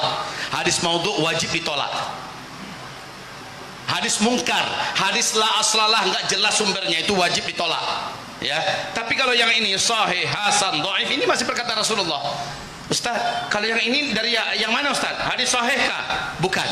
Kalau begitu Ustaz, dalil tentang umur Islam di start ke finish ternyata hasan li ghairih dan dhaif. Oi Ustaz, kalau hadisnya dhaif, untuk apa juga Ustaz sebut-sebut? Wahai saudara-saudaraku seiman, disinilah pentingnya saya menyampaikan agar kita dengan ilmu berbicara. Hadis dhaif itu masih perkataan Rasulullah apa tidak? Menurut siapa? Menurut siapa masih perkataan Rasulullah? Menurut para ulama-ulama ahlus sunnah wal jamaah ahli hadis, masih dikatakan sebagai qaulu Rasulullah sallallahu alaihi wasallam. Lalu kapan dia menjadi dhaif? Dia menjadi dhaif hanya gara-gara satu kasus. Umpamanya begini. Namamu siapa, Nak? Dimas. Dimas, berdiri sebentar. Bisa Dimas? Masih bujangan? Alhamdulillah aman. Dimas, anggaplah beliau ini muridnya siapa? Ibnu Sirin itu siapa? Muridnya Ibnu Abbas. Ibnu Abbas ini siapa? Muridnya Rasulullah Sallallahu Alaihi Wasallam. Berarti beliau ini generasi keempat. Ya, Dimas muridnya Ibnu Sirin. Ibnu Sirin muridnya Ibnu Abbas. Ibnu Abbas muridnya. Nah, saya Imam Bukhari. Siapa Imam Bukhari? Nabi yang tersahih. Ya, saya Imam Bukhari. Saya kumpulkan semua hadis dari murid-muridnya para sahabat, ya, dan dari murid-muridnya para sahabat, termasuk Dimas. Imam Bukhari datang. Dimas, ya Imam. Dimas katanya belajar di Ibnu Sirin ya? Iya Imam, betul. Saya belajar dari Ibnu Sirin. Dimas banyak nggak hafal hadis Rasulullah dari Ibnu Sirin yang didapatkannya dari gurunya Ibnu Abbas? Oh, alhamdulillah Imam. Boleh nggak saya catat Dimas? Boleh Imam, silakan. Gitu ya. Kemudian mulailah Dimas menceritakan hadis. Saya catat. Dimas menceritakan ini. Terkumpullah dari Dimas hadis yang diriwayatkan dari Ibnu Sirin, diriwayatkan dari gurunya Ibnu Abbas, dan langsung dari Rasulullah. Terkumpullah hadisnya 35 hadis. Ini umpama ya. Udah selesai, terima kasih banyak Dimas. Salam dulu. Belum lagi, jangan duduk dulu. Ini hanya contoh ya. Sebentar. Lalu 2 minggu kemudian nampak oleh saya, tapi membelakangi saya, sesosok yang mirip-mirip dengan Dimas sedang kencing nembak tembok. Ini hanya contoh, bukan sebenarnya ya. Jangan tersinggung ya. Kalau Dimas ini soleh, insya Allah. Yang mau jadikan menantu bisa nih. Dimas nampak oleh saya. Ini Dimas apa enggak ya? Maaf, kencing berdiri di tengah publik ya, sambil nembak batang pohon atau nembak tembok atau ban mobil. Ini jelas sangat tidak beradab. Saya tidak mau berprasangka, langsung saya dekati Dimas. Ternyata Dimas baru selesai dari aksinya. Selesai ya. Ternyata benar Dimas. Ya Imam, apa kabar Imam? Sambil malu-malu. Enggak, saya hanya ingin nyapa saja. Oh iya Imam. Oke. Saya kembali ke rumah, saya buka kembali kitab saya yang saya dapatkan hadis dari beliau. Hadisnya langsung saya keluarkan dari kitab sahih saya. Saya jatuhkan nilai hadisnya. Ya, itu proses ya. Kenapa hadis bisa menjadi dhaif? Saya jatuhkan nilai hadisnya nggak layak dari kitab sahih saya, karena sosok orangnya yang tidak beradab. Minggu berikutnya saya temukan lagi imam makan sambil berjalan dengan tangan kiri lagi. Saya lihat imam makan berjalan tangan kiri lagi. Maka saya kembali lihat kitab saya, dari hadis yang seharusnya hasan saya hantamkan ke bawah menjadi dhaif. Ya, gara-gara Dimas tidak beretika. Sementara mungkin hadis yang sama dari jalur riwayat yang lain hadisnya kuat, sementara melalui dia saya anggap hadisnya lemah, ya, gara-gara orangnya tidak beradab. Sekarang paham kapan hadis itu menjadi dhaif? Ya. Jadi yang saya sebutkan tadi itu hak ya. Makan di restoran bagi para ahli ilmu juga sebenarnya tidak beradab, tetapi ini sudah banyak dilanggar oleh orang. Ya. Saya kalau banyak panitia yang ngajak saya makan di rumah, saya lebih bersyukur daripada diajak makan di restoran. Bagaimana lagi gitu pula keadaannya. Jazakallah khair. Ya, semoga antum menjadi anak yang istiqomah insyaallah. Ini contoh. Nah sekarang kalau begitu hadis dhaif, tapi yang perkataan Dimas yang hadisnya memang dari gurunya Ibnu Sirin, dari Ibnu Abbas, dari Rasulullah, tetap hadis Rasulullah tidak. Hanya status hadis itu dilemahkan gara-gara sosok orang yang menyampaikan hadis. Itu dia. Kenapa hadis itu menjadi dhaif? Oke, sekarang ada 8 adab berkaitan dengan hadis dhaif. Ada 8 adab. Insyaallah paling lama lagi 15 menit lagi, jangan khawatir ya. 8 adab berkaitan dengan hadis dhaif. Ini penting sekali dan ini tidak akan didapatkan di kampus-kampus universitas Islam, kan ini jarang disampaikan. Tetapi yang belajar mendalam ilmu hadis akan dapatkan ini. 1. Hadis dhaif jika disampaikan kepada publik wajib juga disampaikan, dijelaskan pada orang yang mendengar, saudara-saudara ini hadisnya dhaif ya, harus sampaikan. Itu adab yang pertama, supaya orang yang mendengar tidak menyangka bahwa itu adalah hadisnya sahih. Itu yang pertama.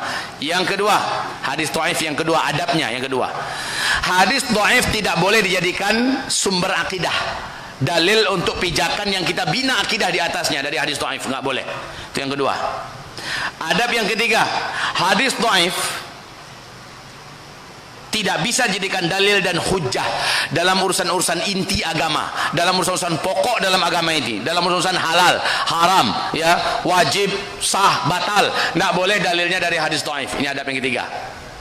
Adab yang keempat dengan hadis dhaif adalah bila hadis dhaif bertentangan dengan hadis yang lebih kuat di atasnya satu tingkat saja, maka langsung hadis dhaif tidak dianggap. cuekkan saja, sementara dia bertentangan dengan hadis yang lebih kuat di atasnya. Yang kelima, hadis dhaif sah, dipakai dan bisa dijadikan amalan, dapat dijadikan dalil dan bisa dijadikan sebagai hujah apabila berhubungan dengan masalah amalan-amalan sunnah, amalan-amalan targhib dan tarhib, motivasi-motivasi, ya. Siapa yang mengerjakan salat sunat syuruk dengan cara begini-begini, lalu dia bisa mengerjakannya, pahalanya begini. Ternyata hadis yang dhaif sah. Amalkanlah hadis itu dan kita mendapatkan pahala yang dijanjikan oleh Allah, kata Rasulullah dalam hadis tersebut. Itu yang kelima. Yang keenam, A dan B. 6A, hadis dhaif karena dia masih perkataan Rasulullah, maka adabnya seluruh perkataan Rasulullah wajib lebih ditinggikan di atas perkataan manusia mana saja di muka bumi ini. Ya, wajib lebih ditinggikan dari perkataan manusia mana saja di muka bumi ini. Berkata Habib Anu, berkata Habib Anu, berkata Kiai Anu, berkata Buya Anu, berkata Syekh Anu, berkata Ustadz Anu, berkata Dai Anu. Ternyata ketemu hadis Rasulullah, qala Rasulullah, dalam masalah yang sama, langsung perkataan siapapun saja, dari Kiai, Habib, Buya, Ustadz, Dai, dan siapa saja, langsung tidak dianggap karena ternyata Rasulullah telah berbicara tentang masalah itu. Walaupun hadis yang dhaif, wajib hadis dhaif lebih tinggi daripada perkataan manusia mana saja. Itu adab diambil dari surat Al-Hujurat, surat yang ke-49, ayat yang ke-1 dan ayat yang ke-2. Itu ya. Adab yang ke-6B. Dicatat nggak ya? Catat. Saya lihat di antara kita ini ada yang kualitasnya seperti Imam At-Tirmidzi. Ini imam ahli hadis ya, Imam Tirmidzi. Gimana? Ketika ngaji dengan gurunya Imam Tirmidzi nggak nyatat, yang lain pada nyatat nih. Gurunya bertanya, Tirmidzi, yang lain pada nyatat semua, kenapa kamu tidak? Apa kata Imam Tirmidzi? Yang saya akan catat adalah yang belum saya hafal guru, mana yang sudah saya hafal saya tidak lagi mencatatnya. Jadi banyak yang udah hafal sini. Kualitasnya kualitas Imam Tirmidzi, Masya Allah, keren.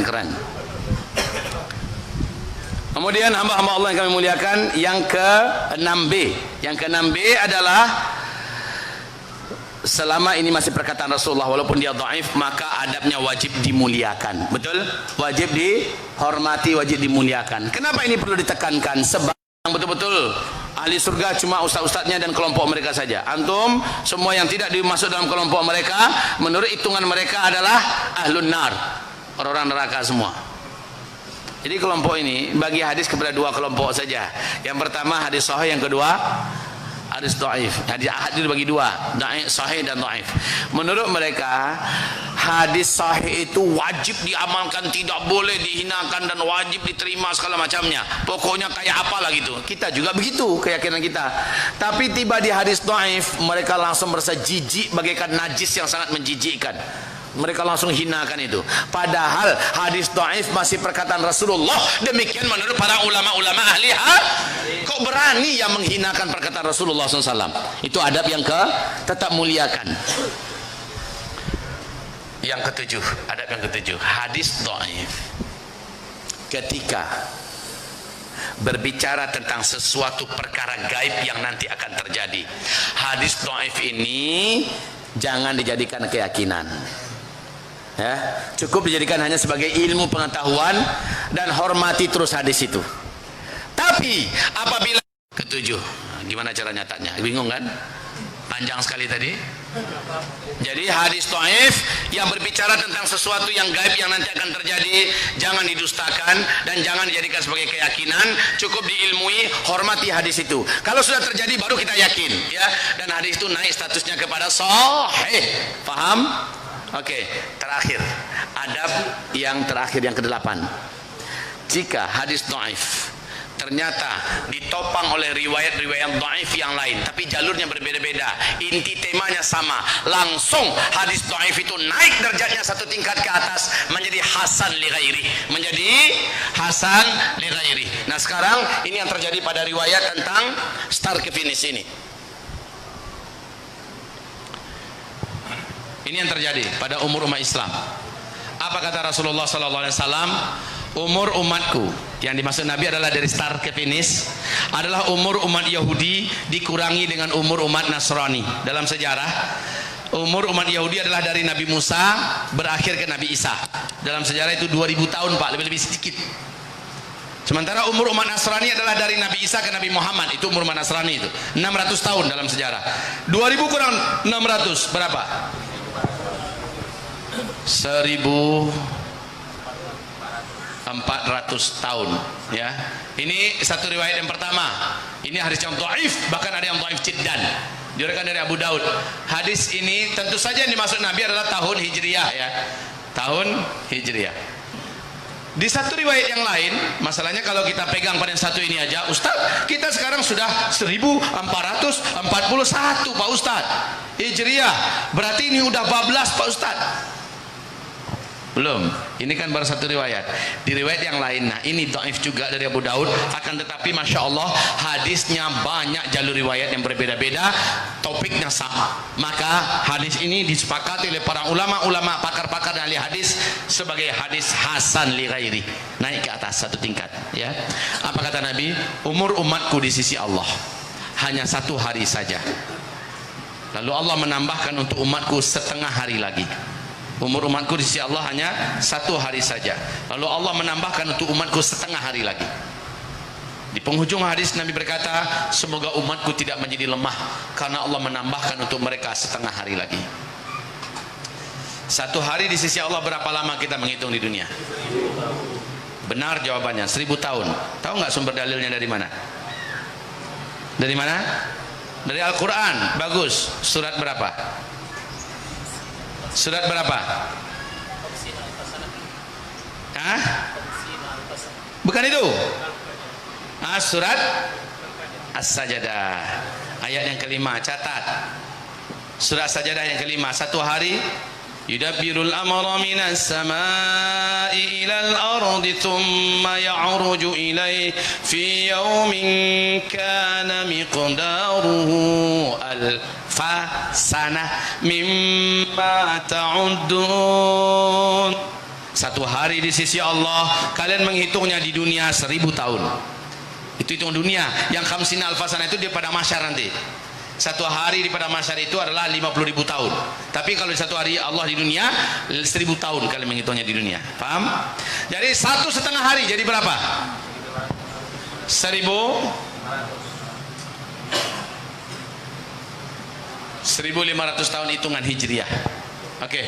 1400 dan yang satu riwayat yang lain 1500. Ada dua kelompok riwayat. Nah ini siapa yang berhak mendiskusikan ini? Domainnya para ulama ahli hadis. Jangan tanya sama Pak Dokter ini. Jangan tanya sama arsitek, nggak ngerti Pak arsitek ini. Jangan tanyakan sama pakar ekonomi, pakar pertanian. Mereka nggak ngerti ini masalah ini.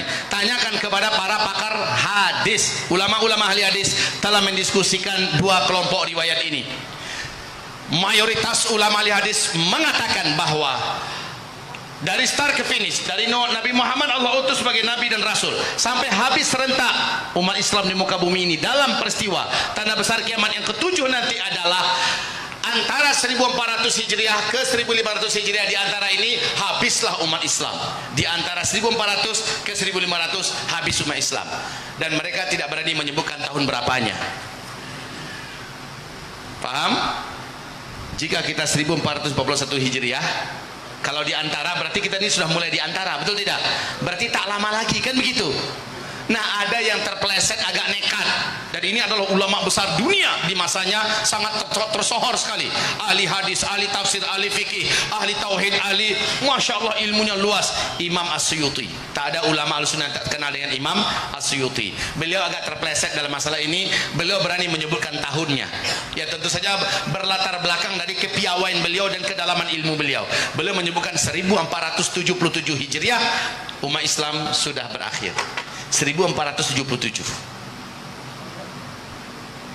langsung beliau dibantah dan ditolak oleh ulama-ulama yang juga ilmunya luas-luas di masa beliau ya.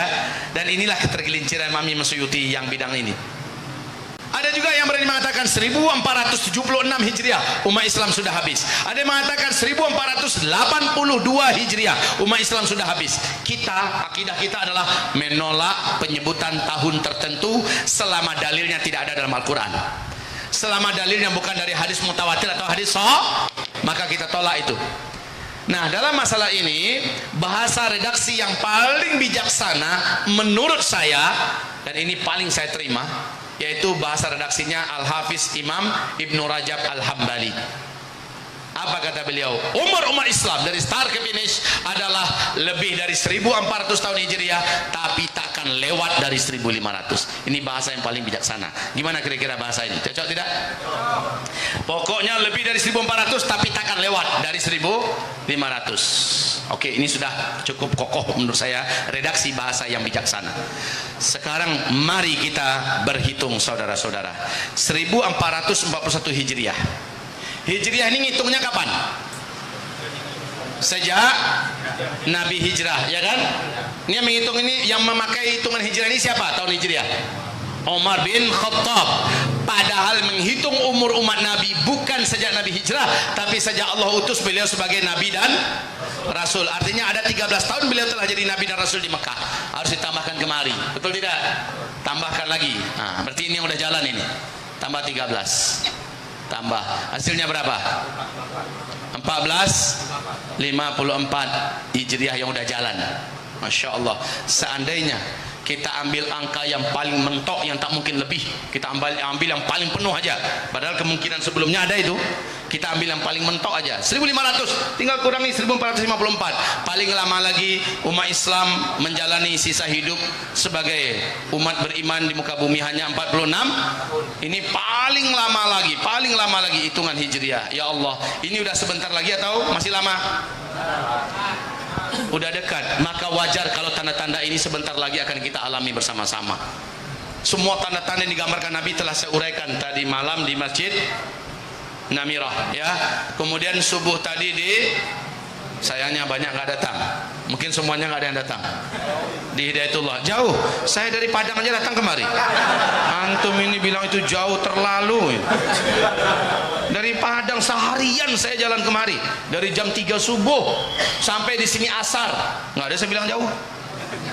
Antum pakai motor sejam aja nyampe kok. Mungkin nggak sampai sejam, setengah jam. Antum bilang jauh.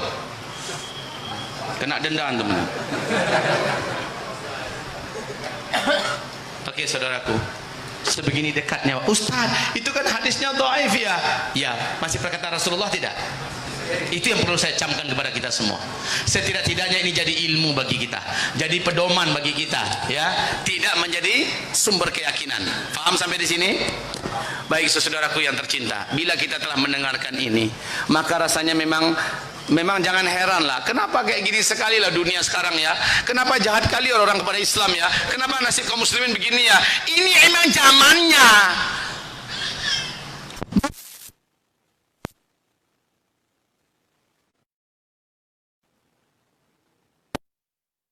Apa kata beliau waktu kami di ruang istirahat setelah makan?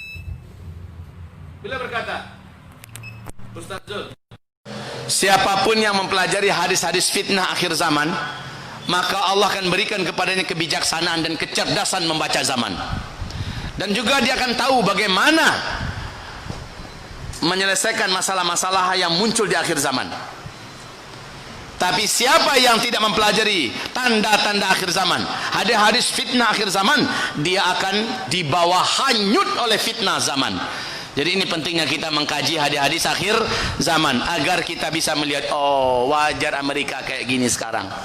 Wajar Baitul Maqdis sekarang dicaplok oleh Amerika Serikat, diserahkan pada Israel. Jadi ibu kotanya Israel, wajar, memang begitu kok dalam hadisnya. Nanti lanjutannya adalah begini, ada hadis berikutnya tuh Pak. Jadi orang yang pelajari akan tahu akan kayak apa nanti nasib Amerika nih. Insya Allah lihat aja sama-sama, sebentar lagi Amerika akan gulung tikar Pak, insya Allah Ta'ala. Israel tak lama lagi itu akan hilang dari peta dunia, insya Allah Ta'ala. Insya Allah Ta'ala dengan yakin dan pasti di Baitul Maqdis akan diumumkan nanti berdirinya khilafah Islamiyah ala minhajin nubuwah. Wajar Arab Saudi sekarang kayak gini. Memang begitu hadisnya dari Nabi. Jadi kita jadi paham, Pak. Wajar. Yang dari saya apa? Saya harus bersiap-siap. Tak lama lagi akan begini. Tak lama lagi akan begini. Makanya ustaz-ustaz ini, ustaz-ustaz yang berbicara tentang akhir zaman, oleh sekelompok orang yang merasa paling benar di Indonesia ini mengatakan ustaz-ustaz peramal katanya. Ya. Kita bukan meramal-ramal kaum muslimin. Apa yang saya katakan dari 2014 ada di YouTube tuh Pak, banyak ketemu. 2016 ketemu, 2017 kejadian, 2019 kejadian. Apa yang saya sampaikan kejadian. Saya bukan beramal, bacaan saya yang menggiring saya menyampaikan. Tapi saya tidak pernah mengatakan tanggal, saya tidak pernah mengatakan bulan, saya tidak pernah menyebutkan tahun. Saya hanya menyebutkan tanda-tanda begini. Maka tak lama lagi akan begini. Begitu aja bahasanya Pak. Nanti kita akan lihat nanti. Sama-sama kita lihat saja. Baik, semoga bermanfaat apa yang kami sampaikan, dan saya rasa cukup sampai di sini ya. Insyaallah taala kita bertemu nanti malam lagi dengan izin Allah Subhanahu wa taala. Ya, sebelum kita berdoa bersama-sama, saya katakan sekali lagi, di penghujung zaman ini jangan sampai antum termasuk di antara orang yang hanyut oleh fitnah dunia. Satu, yang kedua, jangan sampai antum menyanyiakan momen umur yang masih tersedia, masa-masa tenang yang masih ada ini, jangan sampai disia-siakan untuk memperbanyak prestasi di mata Allah, untuk memperbanyak amal soleh sebanyak-banyaknya, untuk total hijrah dari apa-apa yang dilarang oleh Allah. Tinggalkan kezaliman, tinggalkan maksiat, selamat tinggal dosa. Jangan pernah mau lagi berteman dengan orang-orang yang mengajak kita jauh dari Allah dan dekat dengan maksiat. Saudara-saudaraku, dan juga di akhir zaman ini, perbanyaklah tabungan akhirat antum di sisi Allah Subhanahu wa taala. Sebentar lagi kita semua akan menjadi miskin semuanya, dan orang-orang yang akan ditolong oleh Allah yang punya banyak tabungan. Ibarat kita banyak nabung di bank, nabung diisi. Selama di bank itu dana kita berbunga tidak? Berbunga ya, ini ibaratnya. Tapi ketika masa-masa genting, karena tabungan kita banyak di bank, di saat genting orang-orang semua pada resesi, ya antum ambil dananya ke bank, apakah orang bank keberatan memberikan dana antum atau akan mereka kasih? Mereka kasihlah, karena memang ada duit kita kok, ada buktinya, ada buku tabungannya, ada semuanya ada, mereka kasih. Beda dengan orang yang nggak nabung. Orang yang nggak nabung dia minta ke bank, dicikui oleh orang bank. Cikui itu apa bahasa Indonesianya? Digital. Cikui itu bahasa Padang. Nah, digital oleh orang bank. Lu kagak nabung juga pada minta-minta uang sini, tok satu. Keluar, panggil satpam, panggil security. Ini orang mau meres bank. Kita kalau banyak nabung pada Allah di hari-hari genting, nanti tabungan kita bisa kita ansur diminta pada Allah Subhanahu wa taala.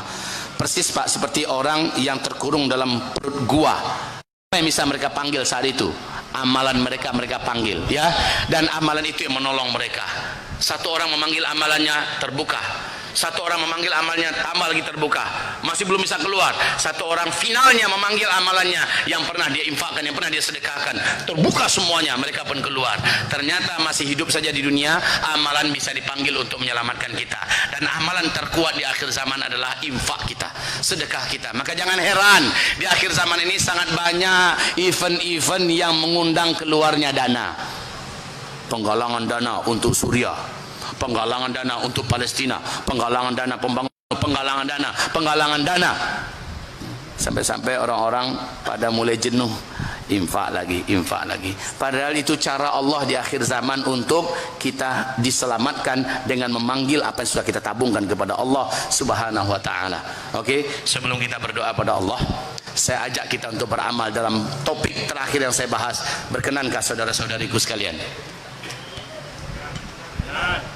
Jawabannya setengah. Berkenan. Ada apa yang mau saya sampaikan? Kami sekarang di Sumatera Barat. Sumatera Barat itu masih bumi Allah tidak ya? Di situ ada dan sumber lahirnya para ulama-ulama besar dunia dulu. Ya. Sekarang kami kembali ke Sumatera Barat, tokoh-tokoh dan ulama kembali membangun kembali pusat pengkaderan dan mencetak kader-kader ulama berkualitaskan dunia. Insyaallah taala sekarang kader-kader kita yang kita bina tamat SD, tamat SMP sudah hafiz Al-Qur'an 30 juz. Alhamdulillah, nikmat Allah dari Allah Azza wa Jalla. Dan untuk melanjutkan ketika SMA juga sudah kita resmikan kemarin gedungnya. Alhamdulillahi rabbil alamin. Ini nikmat dari Allah. Tinggal kami menggarap anak-anak. Kita sudah mulai mendatangkan guru-guru berkualitas tinggi, ulama-ulama dari Timur Tengah untuk mengajar anak-anak kita. Yang belum kami punya adalah tengah-tengahnya sudah mulai meliuk ke tengah seperti itu. Tempat itu sudah tidak bisa muat lagi untuk adakan pengajian, acara-acara dan tempat sholat. Alhamdulillah kita sudah bebaskan tanah 316 meter. InsyaAllah tekad kami membangun masjid sederhana tapi dari besi semua ya. Ini seluas 30 kali 30 meter. Per meternya adalah 2,5 juta. Terserah kita semua, mau kita gotong royongi dengan mampunya 1 meter, alhamdulillah setengah meter silakan, 1/4 meter silakan, 1 sak semen pun boleh, 1 batang besi juga jangan sampai ketinggalan. Di sini kami nanti bekerja keras mencetak kader-kader ulama dan mereka jadi pahalanya sebanyak apa yang mereka dapat, sebanyak apa orang-orang dapat hidayah dari dakwah mereka mengalir pada kita semua sampai hari kiamat. Maka ini saya ajak kita semua, ayo saudaraku, kami tidak pernah memasukkan surat ke Timur Tengah, ke Arab Saudi, ke Qatar, ke Kuwait, semacam tidak pernah. Kami tidak pernah masuk. Sampaikan, ayo gotong royong. Sudah 3 kampus kita bangun Pak, alhamdulillah. Gurunya tak bisa lagi diperluas. Yang terakhir inilah menjadi pusat dan sentral kami, yaitu ada luas tanah kita yang sangat luas dan inilah rezeki dari Allah untuk kita. Sekarang tinggal kita membangun masjid. Mari sama-sama saudaraku kita ambil tabungan dunia kita untuk kita patenkan menjadi tabungan akhirat kita di sisi Allah Subhanahu wa taala. Saudara kita yang jalan, inilah dia yang akan membantu mengangkutkan harta-harta kita untuk ditabungkan di sisi Allah Subhanahu wa taala. Wa anfiqu mimma tuhibbun. Yang kamu infakkanlah yang paling kamu cintai. Maka infakkanlah yang paling kamu cintai, yang paling kamu sukai. Wa ma naqasa mal min sadaqah bal yazdad. Harta yang kamu sedekahkan tidak akan pernah berkurang. Justru dia membuat bertambah. Maka tambahlah harta kalian wahai hamba-hamba Allah dengan cara menabungkannya kepada Allah Subhanahu wa taala. Tafadhalu. Bismillah. Nomor rekening boleh. Bismillah. Ada yang tidak bawa dana silakan ke rekening berikut ini. Barakallahu fik. Ibu-ibu kalau tak bawa dana juga nggak apa-apa. Di beberapa masjid juga sudah beberapa kejadian alhamdulillah dananya nggak ada, cincinnya lepas. Anting-antingnya dicopot. Kami ingin ini menjadi mahar kami untuk surga Ustaz. Begitu. Ada yang pesan, Ustaz, cincin saya ini cincin pernikahan. Saya mencintai suami saya, tetapi cinta saya kepada akhirat saya lebih besar. Ustaz, saya ingin ini diganti oleh Allah dengan lebih baik. Dan doakan anak saya Ustaz menjadi hafiz Al-Quran. Ada yang seperti itu, kejadian yang cukup unik ya. Baik, ini nomor rekening kita.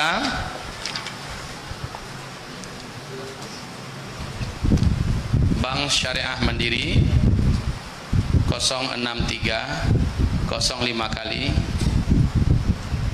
89, kantor cabang Payakumbuh, Kacap,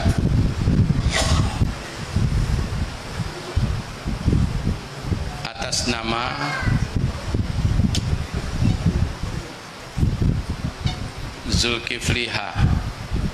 Yang kedua BCA, ini numpang lewat ya, 614 50 473 60, Kacap Payakumbuh, Kota Payakumbuh ya, Kacap Payakumbuh, atas nama Zulkifli Muhammad Ali. Ini nomor handphone untuk konfirmasi kalau ada yang transfer. Ustaz, saya sudah transfer Ustaz, ini WA saya ya, dan juga nomor pribadi. Tapi minta saya kepada kita semua setelah catat nomor ini, jangan jadikan nomor ini sebagai tempat curhat pribadi. Capek saya Pak. Ada yang baru saja nelfon, Ustaz, langsung air mata gigi 5. 0812 660 11331. Silakan bertanya tentang akhir zaman, silakan bertanya tentang akidah, silakan bertanya tentang tafsir. Bidang saya adalah akidah dan tafsir ketika saya di luar negeri, dan untuk pertanyaan akhir zaman, akidah dan tafsir saya persilahkan. Bertanya masalah fikih, tanya kepada ulama-ulama tempatan dan ulama-ulama yang sudah terkenal dedikasinya sebagai ahli fikih.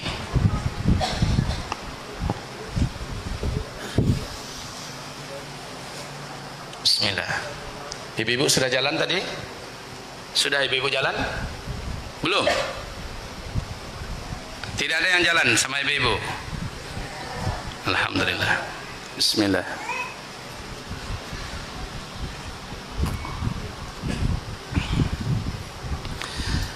Mari kita meminta kepada Allah dengan mengangkatkan tangan-tangan kita, berdoa kepada Allah Azza wa Jalla.